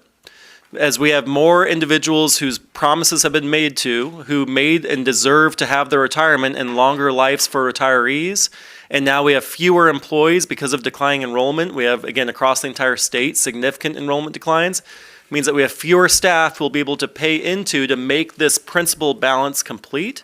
So when you have fewer people, it's going to be a higher percentage. That's the absolute necessity that happens through declining enrollment statewide. Don't forget about rising healthcare costs, Mr. Cantwell. So I have no reason to think that the STRS or PERS rates are going to stay anywhere close to where they are right now. It's going to keep going. And so again, when we talk about a COLA that already we don't really get because of the impact of declining enrollment, we do have things that we have no control over, like the PERS contribution rate that's set by the state. That is going up. And so when we don't have any additional revenues, but we have increased expenditure, that's what results in a deficit spend on the budget. Okay? I apologize to be the Debbie Downer. We, in the multi-year, you can see again, health and welfare, another thing that goes up every year. So again, we're budgeting a 6% increase. The reason only 6%, because the reality is that we're consistently seeing closer to double-digit increases, is because some of our employees are not yet at the cap if they only pay for single, or if the district pays on their behalf for single-party insurance. And so we don't actually see on the district expenditure side the full impact of the rate increases. I know that was a quick overview of the packets that you guys received last week, but if there are any questions, I'm happy to go into greater detail. My colleagues, any questions? Yes, Vice President Ponce-Camcor. Oh, what a surprise. So first, just an almost a nearly embarrassing noticing for myself, which was that I didn't realize that our board reserve was just up to 3%. I thought we had to have the 3%, but it is a maximum, not a minimum. What's the minimum is there is 3% that's a minimum. There's an additional 3% that we can hold, but we can only hold up to that amount. Right. For some reason, I thought we always had to hold that amount. I'm glad we've been holding it because otherwise we couldn't deficit spend. Just a thing. Just a thing I noticed today. And can I jump in Yeah. just because of my historical, whatever, knowledge or background, whatever we are calling that? Yes. This previous boards was really, I'm going to use the word adamant about having that additional 3% the best they can. And thank goodness they did, because you're right. It saved us now. Right. So, but, things change. Yeah. Right, and again, I know you all know this, 3% covers about a week and a half of payroll. So again, if we saw a significant change to the budget or cash flow disruption, again, when we talk about 3% reserve being what the state requires, and they don't allow us to go beyond 10%, they don't want fiscal prudence, they want to have today's dollars invested with today's kids. But that means that we are not able to actually cover even a month's worth of salaries, much less non-personnel related expenses. So then thank you for that, because cash flow is important. And I know that it gets smoothed a little bit by LACO, that we would still be able to make payroll, but it's still worrying. There's a piece in here about transfers out that I think most of them are it looks like into special education. Is that right? So can you talk a little bit about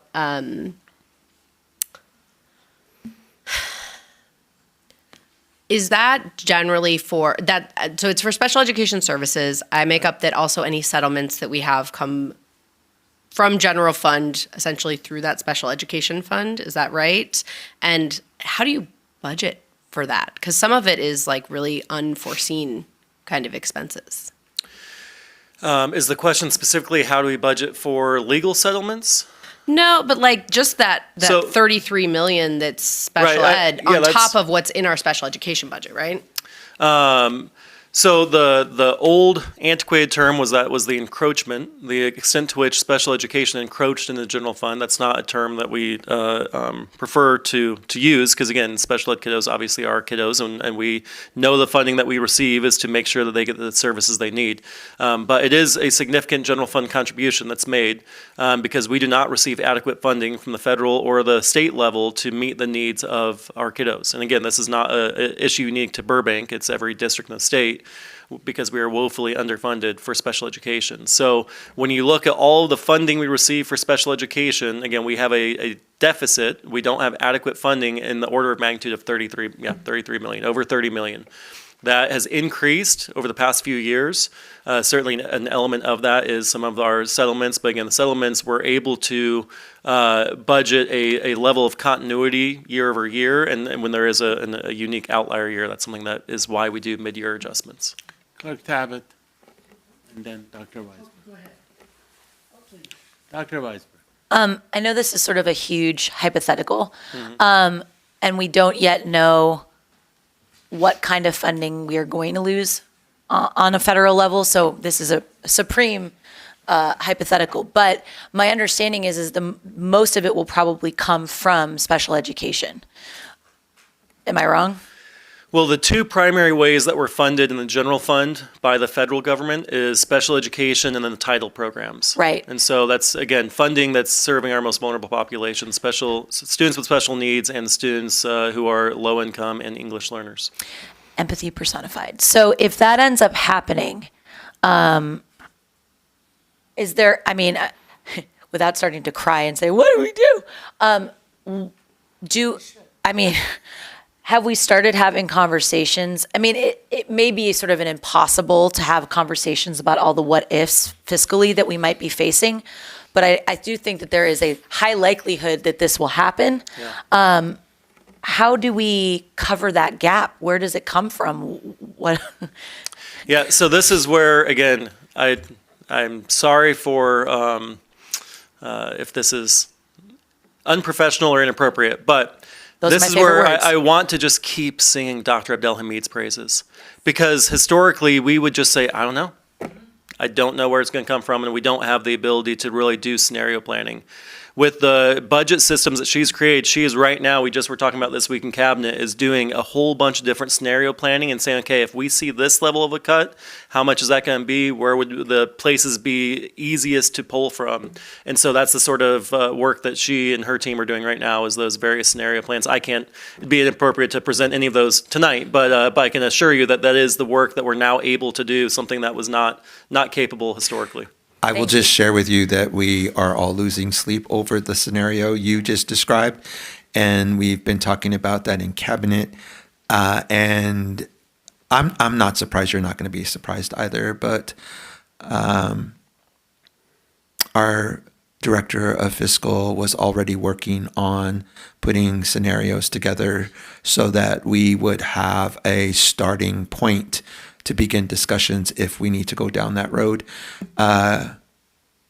And she's very much on top of it. When I asked these questions, I wasn't expecting, honestly, to have a response, and she actually had a response. And she rattled off a few things that she was thinking about. So when it's appropriate, we will bring that forward. I have a question. Besides the scenario of someone donating $1 billion to the district, then we don't know. That would help. So there are talks now in Sacramento about changing or temporarily from enrollment to participation. Participation to enrollment, right? Mm-hmm.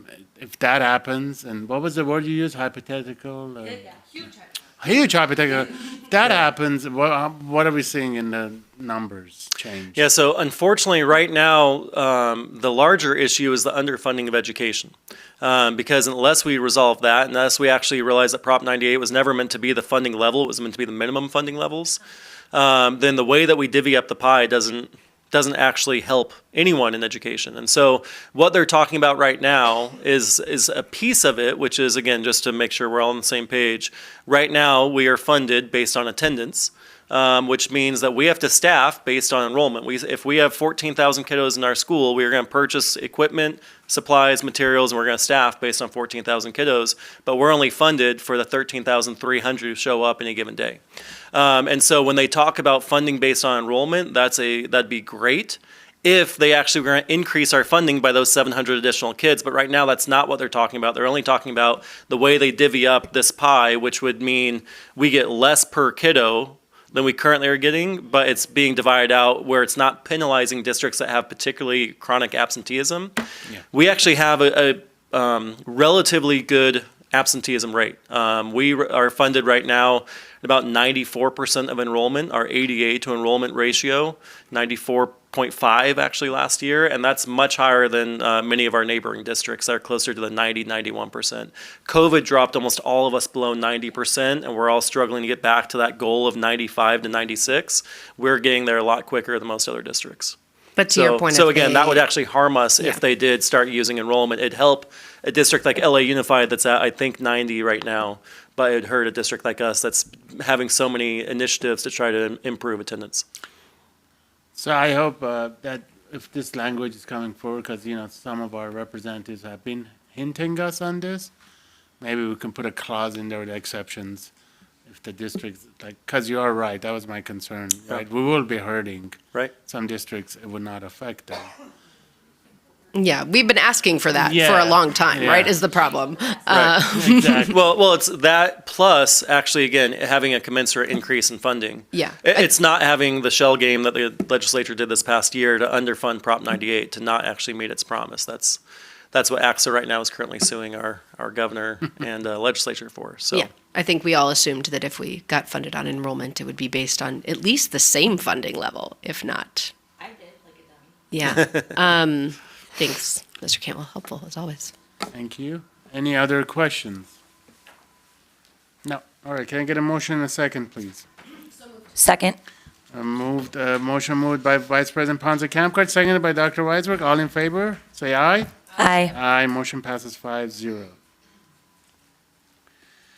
10F, approval of fiscal stabilization plan required by Los Angeles County Office of Education based on the adopted budget. Mr. Cantwell.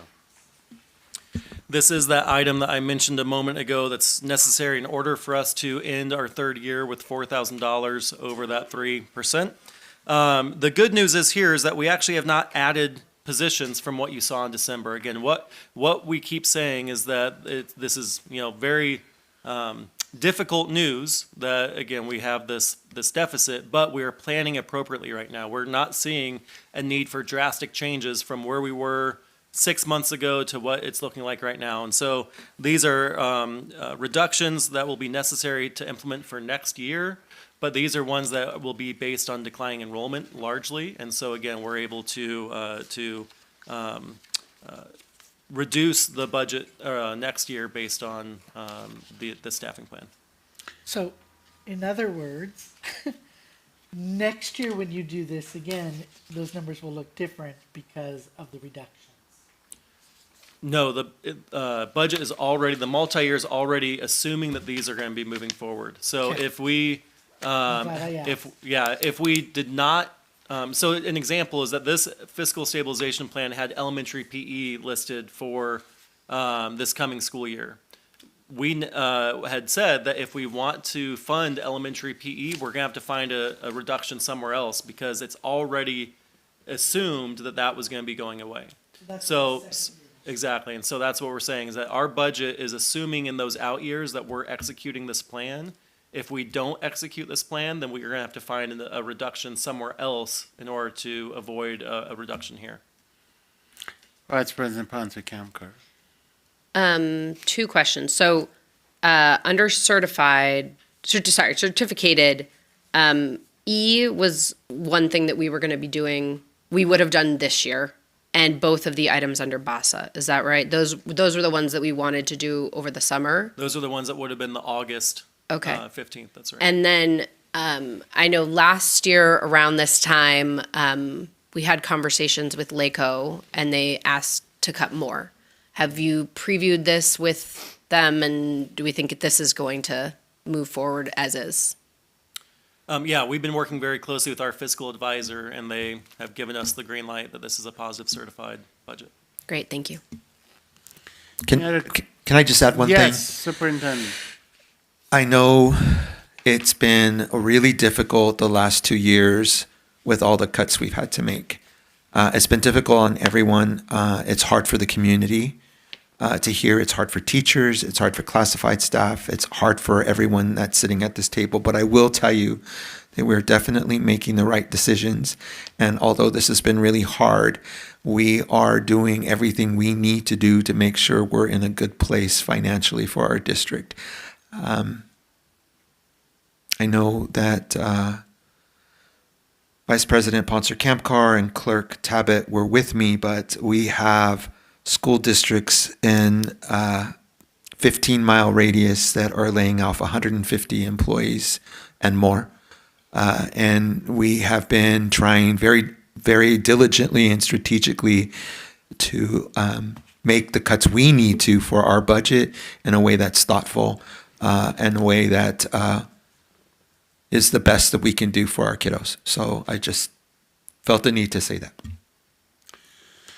I do appreciate you bringing that up. I know how hard the team has been working on this. And again, I'm looking at some other budgets with less problems. But the way we're managing this, as someone who teaches accounting and finance, I can tell you that the team is doing a wonderful job. So thank you very much. Please make sure you thank him on behalf of myself and my colleagues for all their hard work. Yes, Ms. Khan. Just a question then for Dr. Brahma, Dr. Cantwell, just because now seeing, everything that's gone and just seeing just how much and how really, elegantly things have really gone in terms of what could have been and how basically so much was worked on, so much. Is there any way to make it more palatable for the general public, to be honest with you? So I would love for all the constituents here, all the parents to understand what it is and how it happens. I mean, I don't know if we go through PTA or something, just so that everybody understands exactly. So I know it looks like a kind of a doom and gloom. When you hear there's layoffs, believe me, today I was like, oh, this meeting's going to be, But when you just kind of understand in terms of what could have been and where we're at and how many services we're going to be providing and that we're doing all this to ensure that services are provided. Some other people understand in terms of the good side of it, that there's a good that happened and it's not just. I appreciate that. I appreciate the question very much. I will tell you that my first year as superintendent, every single PTSA meeting was about the budget and budget cuts, to the point that towards the end of my first year, when I went to PTSA, they were looking at me and said, "You can't talk about budget again. You just can't do it," which was fine. It was kind of a joke, but what I would say is that we knew that this wasn't going to be easy, and instead of avoiding the topic, we made sure to get everyone on board and have a full understanding of what was happening. And so those presentations to Council PTSA were very critical, and they've continued. So even this year, we have continued to having those discussions about budget and what it looks like. And I think that we're starting to get to the point where while we're going to have to continue to cut, a lot of it is going to just be based on natural attrition and declining enrollment, because we've cut all the big things already the last 2 years. I mean, we had a joke in cabinet because somebody used the term cutting the fat. And so I asked the question, is there really any fat left? Because I don't really see any fat left. And we all started joking because there really isn't any fat left. We've been doing everything we need to do. And I don't know about you, but when you read those numbers, this budget is really tight. There's not a lot of wiggle room here. So that's just the reality. That's where we are. But I think that we're managing this pretty darn well as a district. And I think that our approach of communicating early and often is been helping us. Thank you. Any other comments, questions? Can I get a motion and a second, please? Didn't? Do we have? No, we didn't have a motion and a second. So second? Okay, motion moved by Vice President Ponce Kamkar and seconded by Dr. Weisberg. All in favor, say aye. Aye. Aye. Motion passes 5-0. Next item, 10G. Approval of purchase from the Garland Company, Inc. Roofing Materials Summer Roofing Project, George Washington Elementary School. Mr.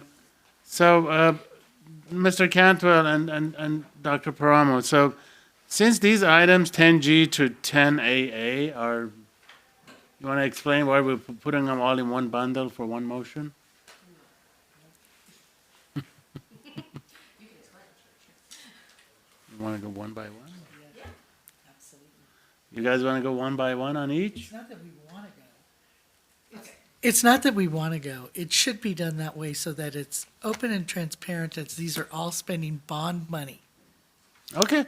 I also, for me, it's just 10AA is actually different than the others. because it's on IT stuff. Okay. So I have some questions on that.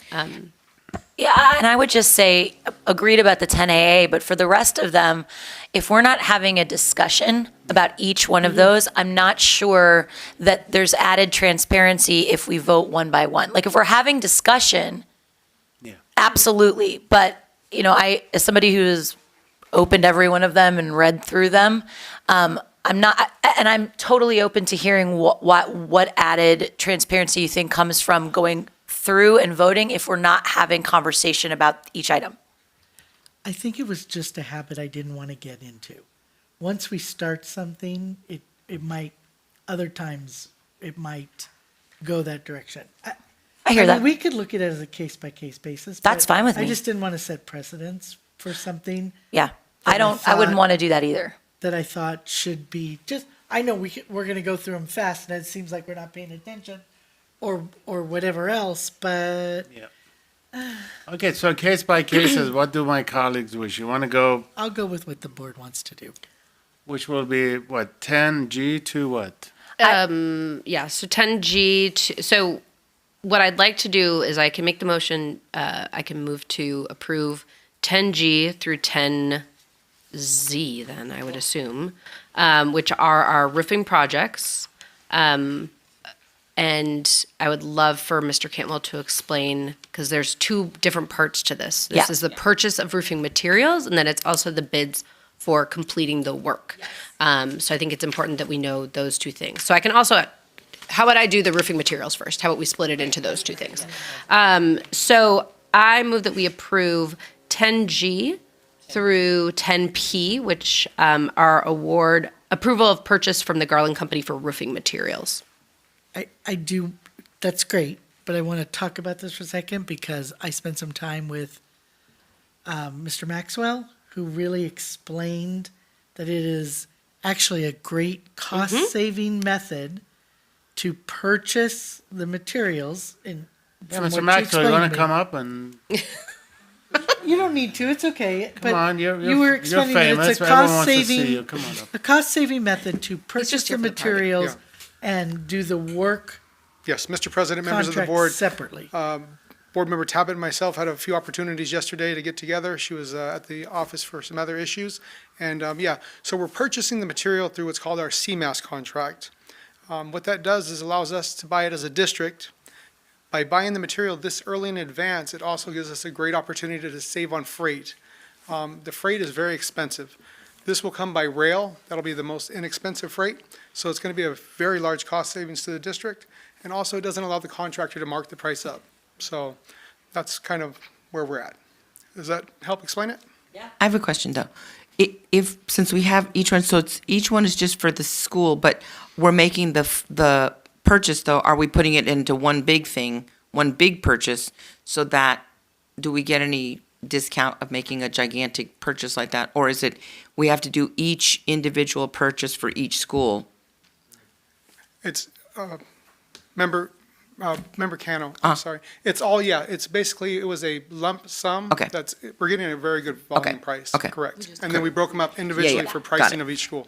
Okay, thank you. You better hurry before those 25% tariffs hit. We're trying. That's why we're here tonight. No, I'm teasing. Thank you. I'm going to excuse myself. Mr. Cantwell will elaborate a lot more on where we're at. Thank you. And, Just want to see you as well. Good to see you, always a well, pleasure. thank you. It's a pleasure to see you all, and thank you all for sir. everything. Okay, so we have can we get a motion from 10G to 10P? We're clear on that? All right, we have a motion and second by. Second. Which Ms. Kano already okay. seconded. So moved by Vice President Ponce Campbell, seconded by Ms. Kano. All in favor, say aye. Aye. Aye, thank you. Motion passes 5-0 from 10G to 10B. Next, Ms. Ponce Camcar. I'd like to move 10Q through 10Z, which is the award of contract for, there's two contractors, Best Contracting Services and, now I can't find it, R&R Roofing. And AME, sorry, that's right, I knew there were three. So 10Q through 10Z for the awards of contract for the contracting services for the summer roofing projects. Thank you. Mr. Cantor, anything you want to add? Just, we had a competitive bid process, 11 vendors who walked the sites. I believe we had 2 additional who were involved in the bidding. You can see for each of these individually that, again, one of the reasons we did bid them individually was to really be able to capitalize on making sure we're getting the best value. In a couple of cases, the contractor that are going with the majority of these was not the lowest bid, some of these smaller projects, and so that's where you can really find the right specialized vendor or the contractor is able to maximize value on the projects. I'm happy to share these are all, even though we have not yet finalized our community workforce agreement, these are all union shops that we're working with, so again, we can have confidence in quality labor. I am happy to be able to present these to you this evening. Thank you. Creating jobs while saving money. How's that? Thank you. Can I ask another? Yes. Were these the bids that came in under what we had budgeted for? Was it the roofing work, or was it the roofing materials, or was it both? The $4 million that was under budget? Combined. It was both. Okay, excellent. Great, thank you. Any other questions? All right. We have a motion. So motion moved by Vice President Ponce Campbell. Can I get a second? Second. Second by Dr. Weisberg. All in favor, say aye. Aye. Aye. Motion passes 5-0. 10AA, approval of agreement to AMS NET LLC for 2025 E-rate network and wireless infrastructure projects, SPURR mini bid. Mr. Cantwell. Yeah, this is, as we mentioned, Rick Vonk earlier and his many contributions to the district. This was his last really significant project that he was integral in helping bring to this point. We're grateful for his tireless effort to be able to get this before you this evening. E-rate is a method or is a process by which we're able to receive a funding contribution to make certain improvements to our IT infrastructure and to IT. We have access to $2.2 million of an E-rate match. And so this is a project that we are using a spur mini bid to be able to, again, pursue that E-rate funding contribution for a really significant investment in replacement of switches and other wireless equipment. Vice President Kamkar. So my question on this one was, I was looking through the various projects to try to understand what some of the cost drivers were, and I was expecting it to be labor, but it's not for the most part. It's whether a project has something called an Oberon NEMA enclosure. Do you have any idea what that is? I guess I could Google, but I don't. I know that's one of the vendors or the equipment that we're using. I don't have the specificity with me tonight. I can provide that to you later. Yeah, that'd be great. It was something that sounded so futuristic. Yeah, exactly. I think that's what I did was I Googled and I was like, who knows? Yep. Okay, so then I think the question is just do the ones that not have that on their list, do the schools that don't have that on their list, do they already have one of these special enclosures, or is it just that they don't need one? No, this is for IT. IT.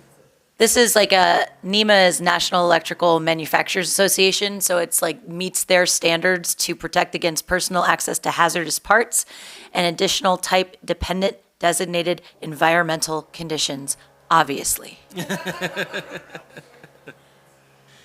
Right. Yeah, go on, Mr. Cantwell. Answer that question now. Thank you. See how technical we get on this board? Again, Rick Vonk put a lot of time into making sure that we were properly scoping out each of the 100%. sites. And so the sites where those are lacking are sites where it's not that we already have that equipment, but the way that we're able to install doesn't necessitate it. Got it, thank you. Ms. Connor. I had a question. Have we worked with that company before? Yeah, we have used AMS. Okay, cool. They were involved in our video camera installation and the connection points that we had for that. So yeah, we have experience with AMS. They've been a vendor that we've had positive experience with. Great. Thank you. Again, my apologies against the viewers. It's not a gigantic phone buzzing right now. It's actually, oh, they can't. You think they can? These microphones are sensitive.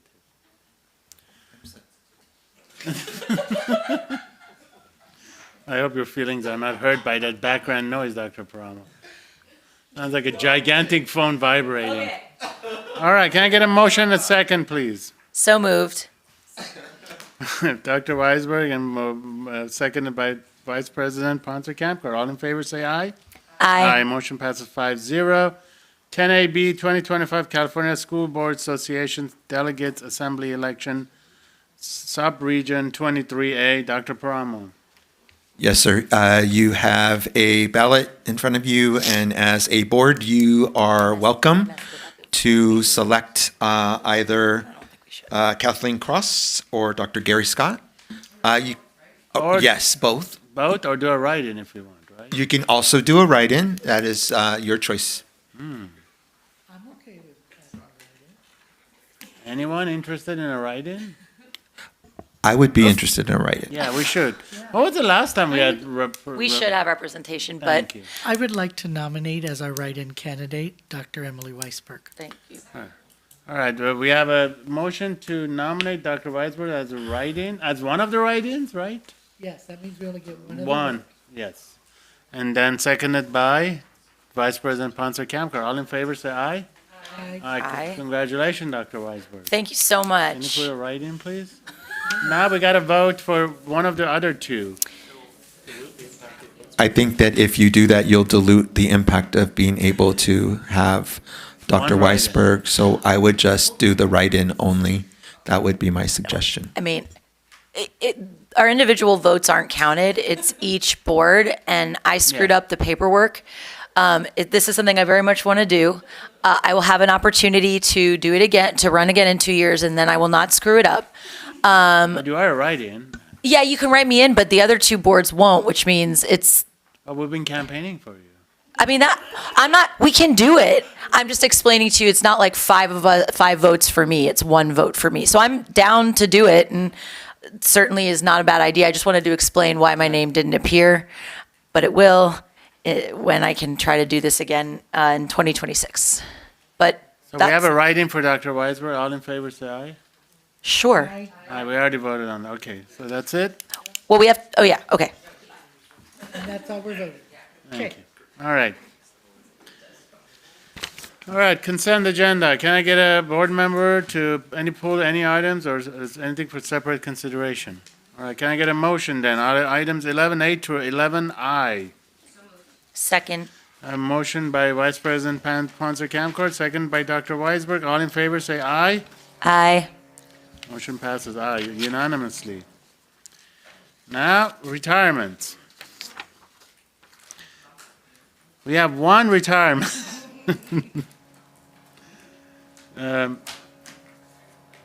Suzanne McCorney, teacher at Luther Middle School, began services in 4/25/1985.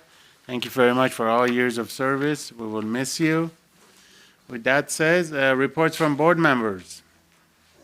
Any board members? Dr. Weisberg. Okay. So, please hold. So I want to give a shout out. Monterey has new fancy tote bags. Everyone should buy one. They look really cool, and they have by far the coolest logo of all the schools in the land.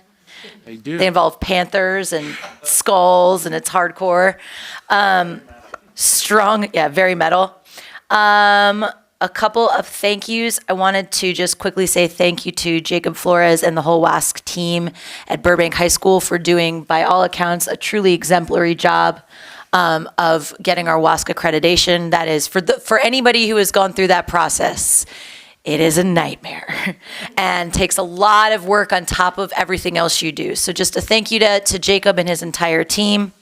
I also wanted to give a shout out to Leticia Castillo for all of the amazing work she did with our all of the labor negotiations. Mr. Cantwell and Mr. Chenko were singing her praises in our closed session today. So just want to shout out people who don't often get shout outs. I think that's all I have, and just a thank you to BTA for purchasing those books. I was bummed I couldn't join any of the reads this year. I couldn't get sub coverage, but hopefully next year because they are a ton of fun. So thanks to all. Yes, Board Member Kano. First, I wanted to, I did get sub coverage today and was able to go over to McKinley. So I would like to thank Liz Costello and all of her staff for inviting me to come out. And I read one of my grandson's favorite books, Nibbles, to a second grade class. And it was great because I had a little ambassador that walked me. And it was National Mustache Day. So they were all, so you've got to have a 7-year-old sitting there with a big old handlebar mustache. You're just like, all righty. It's not at all distracting. Yeah. And then I also wanted to give a shout out to John Burroughs Middle School. They invited me and I attended Pop Show last weekend. And that is just continues to always just like, holy cow. I mean, just, a friend of mine I took, she is a former vice principal in LA Unified. And she's also very big in her choir. And she just said, there wasn't a bad act in that thing. I said, yeah, it's truly amazing. So thank you and congratulations to Mr. Jennings and all the students that and everybody that was involved with it. It was really phenomenal. Ms. Tabbitt? Vice President Ponce Camp. All right. I have a couple things. So I wanted to, I know our elementary schools recently did parent-teacher conferences. I wanted to just thank our teachers for doing that. As a parent, super important. So was thankful to have time with my kids' teachers. Last Friday, as we've mentioned previously, Ms. Tabbitt and Dr. Promo and I attended 5-Star. We heard from State Senator Sasha Renee Perez. And spoke to her. Sorry, you're bad. So Miss Markison is wearing a mustache and trying to distract me. I feel like spoke to her with one voice as board members about ensuring adequate financial stability for our schools. She is the chair of the education. She's the chair. She's on the education committee, and she is also on the budget committee, which they have a lot of say over the Prop 98 piece that we have been talking about. But it was my first time going to 5-Star, so that was exciting. I also, along with Ms. Tabbitt again, participated in the Superintendent's Bond Subcommittee this week, our inaugural meeting. So I wanted to thank staff for putting that together and having a great conversation about roofs. And the other committee that happened, though I did not attend because that would be inappropriate, but I know our 7-Eleven committee got off to a great start last week. And so I wanted to thank those folks who have volunteered their time and effort to doing that. I also attended the McKinley read-in today. I read in Spanish to 2 dual immersion classes. My children helped me with my pronunciation, but I read Coleccionista de Palabras, so the collector of words, and El Chiquero, which is pigsty. So I had a serious book and a funny book. But both of them were fun, and the kids were really sweet and only corrected me a few times, which I really, really appreciated. I have a hard time with G's in Spanish. And then, because it's Read Across America Week, I've got a couple more coming up. We've got Jefferson tomorrow and Emerson next week. I love a read-in, guys. I love a read-in. So thank you to Ms. Costello for including me and for finding me books in Spanish to read and then giving them to me ahead of time so I had time to practice. But just really, really lovely time. So thanks. Thank you. I'll make my report very short. I did attend the PTA meeting. They had elections. Also, Dr. Promo, if you can talk to our PTA, there were certain individuals who were recognized by the PTA. I would love to invite them also to our board to be recognized for their services as well, if that is possible. Sure. Thank you. And then in closing, I do want to also, again, reiterate what we've been talking about our districts and what's happening right now. There's still a lot of concern and fear out there about raids and, what's happening. I know that it's something that I keep hearing from parents. I know we've done a great job in terms of putting those cards out about knowing your rights. I know you see a lot of workshops now about knowing your rights. I just want to reassure all of our parents and our kiddos that, Burbank has no place for hate, and this is a safe place for all of you. And again, if there are concerns and if you have questions, you can always call the district. We'd be more than happy to help you and assist you. You have certain rights you should be aware of. And with that said, we will adjourn the meeting. Thank you very much.